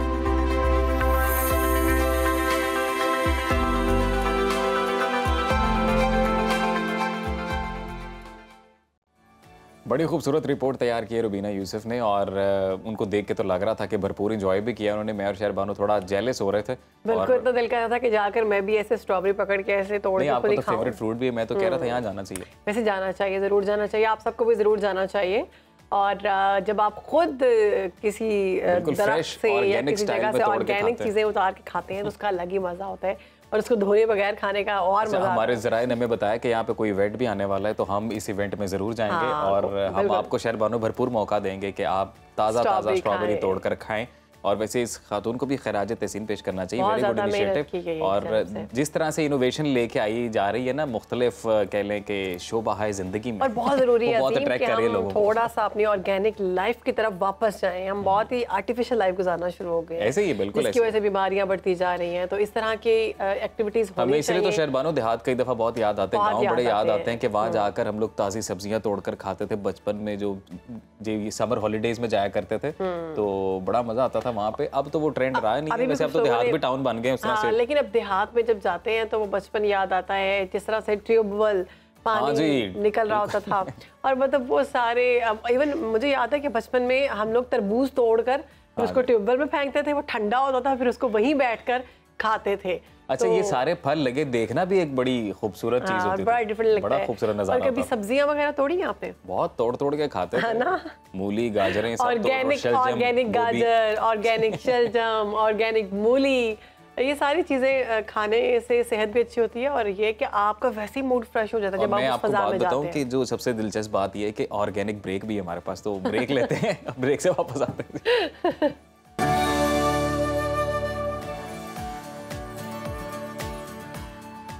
नाज़रीन, इंसानी दिमाग कुदरत का एक अजीम शाहकार है। ये तमाम जिस्मानी अज़ा के काम करने का जिम्मेदार होता है, इसलिए दिमाग को अपना काम करने के लिए जिस्म में सबसे ज़्यादा तवानाई की ज़रूरत होती है। ये जिस्म में दाखिल होने वाली कैलोरीज का तकरीबन 20% इस्तेमाल करता है। मगर आज की हर पल बदलती दुनिया, न्यूज़ और इन्फॉर्मेशन के सैलाब और जदीद टेक्नोलॉजी के बायस हमारा लाइफस्टाइल काफ़ी हद तक तब्दील हो चुका है। हमारा दिमाग इन तमाम चीज़ों के लिए नहीं बनाया गया था जो आज हम कर रहे हैं, जो फेस करना पड़ रहा है। फिर भी हम इस जदीद दुनिया के साथ अच्छी तरह ढल चुके हैं और तब्दीलियों के मुताबिक खुद को मुसलसल बदल रहे हैं। तो ये सब हमारे दिमाग की वजह से मुमकिन हुआ है, क्योंकि ये हालात के मुताबिक खुद को ढालता है, सिखाने और इसके अलावा तैयार करने की ज़बरदस्त सलाहियत रखता है। तो अब सवाल ये पैदा होता है जी कि हम अपने इस हैरत अंगेज़ जो पार्ट है हमारी बॉडी का, इसको सेहतमंद कैसे रख सकते हैं? क्या कोई तरीका ऐसा है जिसके जरिए हम दिमाग की सलाहियत को बढ़ा सकते हैं, इसे तेज कर सकते हैं? इन तमाम सवालात का जवाब लेंगे जी हमारी गेस्ट हमारे साथ मौजूद है। बिल्कुल जी, मारूफ साइकोलॉजिस्ट हैं मानूर खान साहिबा। बहुत शुक्रिया, आपने हमें वक्त दिया सुनो पाकिस्तान में। मानूर साहिबा, हम देखते हैं कि जैसे जैसे वक्त गुजर रहा है, दिमाग के बारे में नई नई रिसर्चेस सामने आ रही हैं, लोगों के रवैयों के बारे में नई नई रिसर्चेस सामने आ रही हैं। जैसे अजीम ने कहा कि इनोवेशन बहुत फास्ट हो रही है और हमें उसको एक्सेप्ट करना पड़ता है। दिमाग पर कितना बोझ पड़ रहा है ये हम सब पे, और कितना ही हमारी लाइफ पे असरअंदाज हो रहा है? आई थिंक किसी भी चीज़ का आपके एक्सटर्नल फैक्टर्स, चाहे वो किसी भी कैटेगरी से बिलोंग करते हैं, वो सबसे पहले आपके दिमाग को ही इफ़ेक्ट करते हैं, because the brain is what it perceives ना। तो वो जो सबसे पहला स्ट्रेस जाता है वो आपके ब्रेन को ही जाता है। हम आई थिंक एक उस रेस में निकल गए हैं जहाँ पे हम लोग सिर्फ स्ट्राइव कर रहे हैं to achieve better in life. जो हमारे पास है हम उसको भूल जाते हैं, और जो हमारे पास नहीं है हम उसके साथ चलने की कोशिश कर रहे होते हैं। आई थिंक एक्सेप्टेंस उस सारी रिगार्ड में सबसे पहले accepting wherever you are, उस चीज़ को पहले एक्सेप्ट करके फिर उनके साथ साथ अपने आप को मोल्ड करना, वहाँ पे फ्लेक्सिबिलिटी आती है। हमारे कहीं ना कहीं हमारे बिहेवियर्स में, हमारे पैटर्न्स में रिजिडिटी बहुत ज़्यादा होना शुरू हो गई है, जिसकी वजह से हम अगर कोई नया एक सेट ऑफ पैटर्न्स है भी जिसको हमने इनकलकेट करना है अपनी लाइफ में, इट्स वेरी इंपॉर्टेंट कि आप पहले उसके लिए जगह बनाओ। सही। हम एक चीज़ के ऊपर दूसरी चीज़ एंड उसी चीज़ को तो ओवरलैपिंग आ जाती है, और फिर वहीं से तो ओवर थिंकिंग स्टार्ट हो जाती है। ओवर थिंकिंग बेसिकली है क्या? हम ओवर थिंकिंग का क्या करते हैं कि हम एक लिंक बनाते हैं या हम एसोसिएशंस डेवलप करते हैं पुरानी चीज़ के साथ नई चीज़ को। नई चीज़ के आने के बावजूद हमारे पास वो सब स्ट्रेसेस साथ साथ आ रहे होते हैं जो हमारे पहले होते हैं। तो बेसिकली ह्यूमन नेचर है, क्यूरियोसिटी होती है उसमें। इतना पोस्टमार्टम नहीं करना चाहिए, चीज़ों का लेट गो करना चाहिए बहुत। जितना आप उनको सरफेस वैल्यू पे रखते हैं उतना ही चीज़ें आपके लिए आसान रहती हैं। आप जितना उसको अनफोल्ड करोगे, अनलेयर करने की कोशिश करते हो, it's one after the other, वो ख़त्म तो नहीं होता ना। यानी अगर कोई भी मसला होता है तो उस चीज़ को बस सुनो और जितनी बात बताई जा रही है उस पर ट्रस्ट करो, उसको ज़्यादा डिग आउट ना करो। बेहतर जो होगा, जो अप्रोच आपकी बेहतर अप्रोच हो सकती है वो ये है व्हाट वर्क्स फॉर यू। आप उससे ज़्यादा आगे मत जाओ। It's not what you are expected to do, it's not what people are asking you to do, it's not what you think you should be doing in regards to somebody else as well. आपके मुताबिक क्या चीज़ आपके लिए काम करती है उसको ज़्यादा इंपॉर्टेंस देना, I think that's the basic necessity. अच्छा, हमें ये बताएं कि आजकल के दौर में जब लाइफ इतनी फास्ट है, ऐसी कौन सी चीज़ें हैं, और सादा अल्फाज में बताइएगा, हमारी बड़ी मासूम ऑडियंस है, कि ऐसे कौन सी चीज़ें हैं जो सही हार्म कर रहे हैं, हमारे दिमाग को नुकसान पहुँचा रहे हैं? एक तो internet, of course, internet, mobile phone, internet, आपकी एक्सेसिव नॉलेज, आप जो भी देखो इन्फॉर्मेशन इतनी ज़्यादा बढ़ गई है, हर चीज़ के एस्पेक्ट इतने ज़्यादा आ गए हैं कि, और वो अगेन द सेम थिंग कि क्यूरियोसिटी तो है इंसान में, तो आपके सामने एक चीज़ आती है, बंदा उसको एक्सप्लोर करने में जाता है और वो एक्सपेंशन होती है और फिर आप इवेंचुअली एक ऐसे पॉइंट पे जाते हो जहाँ पे your brain can not take it any more. तो आई थिंक जितना अगेन द सेम थिंग, जितना आपके लिए काम करता है आप उस हद तक रहो। अच्छा, हम ज़्यादातर कॉम्पिटिशन्स में हैं, कॉम्पिटिशन में बिल्कुल। अच्छा, ये भी बताएं कि ये चीज़ कितनी खतरनाक है हमारे दिमाग के लिए। हम लोग सोशल मीडिया जब यूज़ कर रहे हैं, सोशल मीडिया ऐप्स, तो कोई भी है, फेसबुक, इंस्टाग्राम, व्हाटएवर, अब हम वहाँ पर देख रहे हैं जी कि सबकी ज़िंदगी बहुत खुश नज़र आ रही है, सब पार्टी कर रहे हैं और ट्रैवल कर रहे हैं, ठीक है, सब मुफक्किर हैं, सबके साथ ये हो रहा है और हमारी लाइफ डिप्रेसिंग है, कंपटीशन आ गया। ये कितना जो अच्छा देखिए, उनकी लाइफ भी ऑब्वियसली अप्स एंड डाउन्स हैं, उनकी लाइफ में भी वही रफ पैचेस आते हैं। It's just about the priority. Exactly, आप किस चीज़ को प्रायोरिटाइज करना चाहते हो, वो चीज़ उतनी ही इंपॉर्टेंस रखना शुरू हो जाएगी। आप on a very basic level कि अगर आप you wake up early in the morning और आप एक डिप्रेसिव एपिसोड से गुजर रहे हो या फिर आप पैनिकी फील कर रहे हो, you not feeling good about yourself, और आप उस चीज़ को पूरे अपने दिन पे हावी होने देते हो। लेट्स से आप बेड से नहीं निकलते, आप पर्दे नहीं हटाते, फ्रेश नहीं होते, आपका पूरा दिन जो है उसमें ज़ाया हो जाएगा, आपका बिल्कुल दिन नहीं करे, कोई एनर्जी रहेगी ही नहीं आपकी। बट इन दैट मोमेंट जब आपको वो एक फीलिंग ओवर पावर कर रही है और आप उठो, आप फ्रेश हो, पर्दे हटाओ, नाश्ता करो, you will feel much better than 5 minutes earlier। अच्छा, अब अगर कोई छोटा बच्चा है, हम चाहते हैं कि उसका माइंड तो दिमाग अभी नशो पा रहा है, ऐसा कौन सा लाइफस्टाइल है और ऐसी कौन सी चीज़ें हैं कि उसको इस तरह की चीज़ों से बचाया जाए कि वो बहुत वक्त से पहले स्ट्रेस ना ले? वो ये जो मामला हम देख रहे हैं कि हम देख रहे हैं न्यू जनरेशन जितनी है वो सब मायूसी का शिकार है। कहीं ना कहीं डिप्रेशन बहुत ज़्यादा है और आपके पास तो ज़्यादा केसेस आते होंगे, तो कैसे बचा जा सकता है? अच्छा, एक तो मुझे लगता है कि ये मैं I tend to oppose a bit कि ये जो डिप्रेशन का लफ्ज़ है ना, ये हमारी सोसाइटी में इतना कॉमनली इस्तेमाल होता है कि जैसे कुछ भी, ये कुछ भी नहीं है लोगों के लिए। यू नो, ज़रा सा माइल्ड स्ट्रेस है, कोई थोड़ी सी ओवर स्ट्रेस है, ओवर थिंकिंग आ रही है, तो लोग कहते हैं हमें डिप्रेशन हो रहा है। Depression basically is not that. हमारे पास 15-16 साल के बच्चे आते हैं जिनको आप पूछो कि आपको क्या है, तो वो आगे से कहते हैं हमें डिप्रेशन है, which is not depression. It's just that you are overstressing about things. आप अपने आप को उन सिचुएशंस में लेकर जा रहे हो जहाँ पर, एंड अगेन आप आजकल की जनरेशन को देखो, उनके पास एक्सेसिव नॉलेज है, बहुत चीज़ों के बारे में एक्सेसिव नॉलेज है, and then their curiosity comes in. उनको और क्यूरियस हो जाते हैं कि अच्छा अब ये क्या है, ये क्या है, ये क्या है। That takes them to a level जहाँ पे उनका ब्रेन उन सारी इन्फॉर्मेशन को एक्सेप्ट नहीं कर पाता, and then overstressing comes up, और फिर वहाँ से ओवर थिंकिंग आती है। फिर दूसरा आजकल ये है कि आप हर चीज़ को, एंड ऑफ कोर्स एक बेसिक पैटर्न है कि अगर मेरे सामने कोई इन्फॉर्मेशन आई है, I would like to implement it, right. हमारी पास कोई प्रैक्टिकल इम्प्लीमेंटेशन होनी चाहिए। बच्चे आजकल उस प्रोसेस पे बहुत ज़्यादा जा रहे हैं। उनके पास ये जितनी न्यू टर्म्स आ रही हैं, न्यू आइडियोलॉजीज़ आ रही हैं, न्यू टेक्नोलॉजीज़ आ रही हैं, वो उन सबको अडेप्ट करना चाहते हैं, जो कि उनके लिए, एंड ऑफ कोर्स उसमें उनका बहुत मेजर रोल प्ले उनके पेरेंट्स करते हैं कि आप उसको फेयर बैलेंस किस तरीके से रखो कि कितना एक्सेस देना है बच्चों को। मानूर, आपने बड़ी खूबसूरत बात की एक्सेसिव नॉलेज की। एक्सेसिव नॉलेज से मुतालिक वैसे इसका कॉन्टेक्स्ट कुछ और हो सकता है, लेकिन मेरे जहन में एक शेर आया जॉन एलिया साहब का, बड़ा खूबसूरत, और मेरे फ़ोन में भी आया, मैं आपको पढ़ के सुनाता हूँ। I am very bad in memorising poetry, तो पढ़ के सुनाता हूँ जी। वो कहते हैं जी कि इन किताबों ने बड़ा जुल्म किया है मुझ पर, इनमें एक रम्ज़ है जिस रम्ज़ का मारा हुआ जहन मुज़दाए इशरते अंजाम नहीं पा सकता, जिंदगी में कभी आराम नहीं पा सकता। तो ये जो एक्सेसिव नॉलेज है, और फिर इन किताबों को हम जितना पढ़ते हैं, शौक भी है, उनसे एक इल्म भी आ रहा है, एक्सपोजर बढ़ रहा है, और वो उतना जुल्म भी हो रहा है अपनी जान। इसको बैलेंस कैसे करना है? एक इन्फॉर्मेशन है ना, ऑफ कोर्स ये तो नहीं है कि आप आजकल जैसे जैसे टाइम गुजर रहा है, जैसे जैसे नई चीज़ें आपके पास आ रही हैं, तो आप अपने आप को बंद करके बैठ जाएंगे। वो चीज़ें तो आती हैं ना, उसकी प्रैक्टिकल इम्प्लीमेंटेशन हर चीज़ में ज़रूरी नहीं है। आपका उस, फॉर एग्जाम्पल हम एक बंदे से बात करते हैं, आजकल आपने बहुत कॉमनली, अब देखोगे, मैं इस चीज़ को बताऊं कि आप कह रहे हो ना, मैं आपको बताती हूँ कि अच्छा, you know, I am going through this, मेरे साथ ये चल रहा है, आप एकदम से कहोगे यार तुम्हें पता है मेरे साथ तो ये चल रहा है। आपने क्यों अपना लिंक बनाना है हर एक चीज़ के साथ? आपकी एसोसिएशन जब तक नहीं होगी तब तक आप उससे रिलेट नहीं कर पाओगे। हम कहते हैं और भी दुख है ज़माने में मोहब्बत के सिवा। मनु से बेटा वक्त बड़ा कम है, जाते थे बता दें कि डिप्रेसिव माहौल और डिप्रेसिव लोग भी आपको डिप्रेस कर देते हैं, ऐसा होता है? बिल्कुल। आपने लॉ ऑफ अट्रैक्शन के बारे में अगर पढ़ा हो तो इट सेज कि your inner energies they attract your outer energies. आपका इर्द गिर्द का माहौल बहुत हद तक आपके ऊपर इम्पैक्ट करता है। वो आपके ऊपर है कि आप उसको ओवर पावर करने देते हो या नहीं करने देते हो। तो वो आप जिस तरह के माहौल में रहते हो, जैसी आपकी परसेप्शन है, आपकी अगर प्रायोरिटीज क्लियर हैं, चॉइसेस क्लियर हैं, प्रायोरिटीज का क्लियर होना मानून बहुत जरूरी है। Thank you so much for your time. बड़ी खूबसूरत आपने बात की। हम एक और नशिस्त रखेंगे, इस गुफ्तगू को मज़ीद आगे बढ़ाएंगे। तो बैलेंस लाइफस्टाइल, आप एक्सपोजर लें, सनलाइट का एक्सपोजर लें, अपने इर्द गिर्द अच्छा और हैप्पी लोगों से, डिप्रेसिव माहौल से दूर रहें, अपना ख्याल रखें। छोटी सी ब्रेक के बाद हाजिर।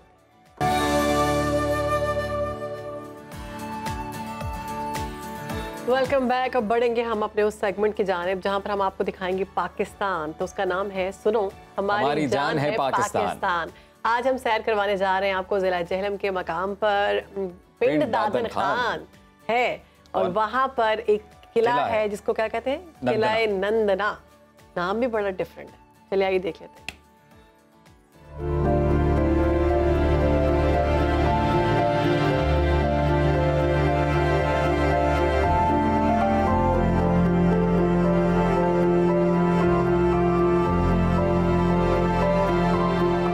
नंदना 10वीं सदी ईस्वी की तामीर है, जिसका रकबा 45 कनाल 16 मरले है। ये कला खेवड़ा सॉल्ट से 6 और जेहलम शहर से 85 किलोमीटर के फासले पर खूबसूरत सरसब्ज पहाड़ों और मीठे पानी के चश्मों के दरमियान वाक़ है। चबा सईदन शाह से एक तंग पथरीला रास्ता कला नंदना के आसार तक ले जाता है, जो जमीन से 1500 फीट तक बुलंद है। इस किले में एक शहर और मंदिर के आसार मौजूद हैं। कला तक पहुंचने के लिए तारीखी गांव बागनवाला तक गाड़ी या मोटरसाइकिल पर सफर किया जा सकता है, मगर इससे आगे 1.5 से 2 किलोमीटर तक फासला पैदल तय करना पड़ता है। इस रास्ते में खूबसूरत मनाजिर और दिलकश झरने कुदरती हुस्न को 4 चांद लगाते हैं। 1017 में जब महमूद गजनवी ने हिंदुस्तान पर हमला किया तो ये इलाका भी फतह कर लिया। महमूद गजनवी के साथ अजीम मुसलमान साइंसदान अबू रेहान अल बैरूनी भी यहाँ आए, जिन्होंने 1031 तक यहाँ कयाम किया। अल बैरूनी ने कला नंदना को अपनी लेबोरेटरी बनाया। तकरीबन 1000 साल पहले इसी मकाम पर खड़े होकर हाथ की एक छड़ी के जरिए पूरे कुर्राए अर्ज का कुतर नापा था, जिसका मौजूदा कुतर से 40 फीट का फर्क है। इस किले की मस्जिद में नमाज की जगह और सहन मौजूद है, जिसके आसार जाहिर हैं। इसके अलावा 3 आसार बुद्ध स्तूपा के भी हैं, जो 7वीं या 8वीं सदी बताए जाते हैं। कला नंदना और गिरदो निवाह का इलाका तारीखी एतबार से सयाहती कशिश का हामिल है। तारीख से लगाव रखने वाले इस तारीखी किले को किसी सूरत नजरअंदाज नहीं कर सकते।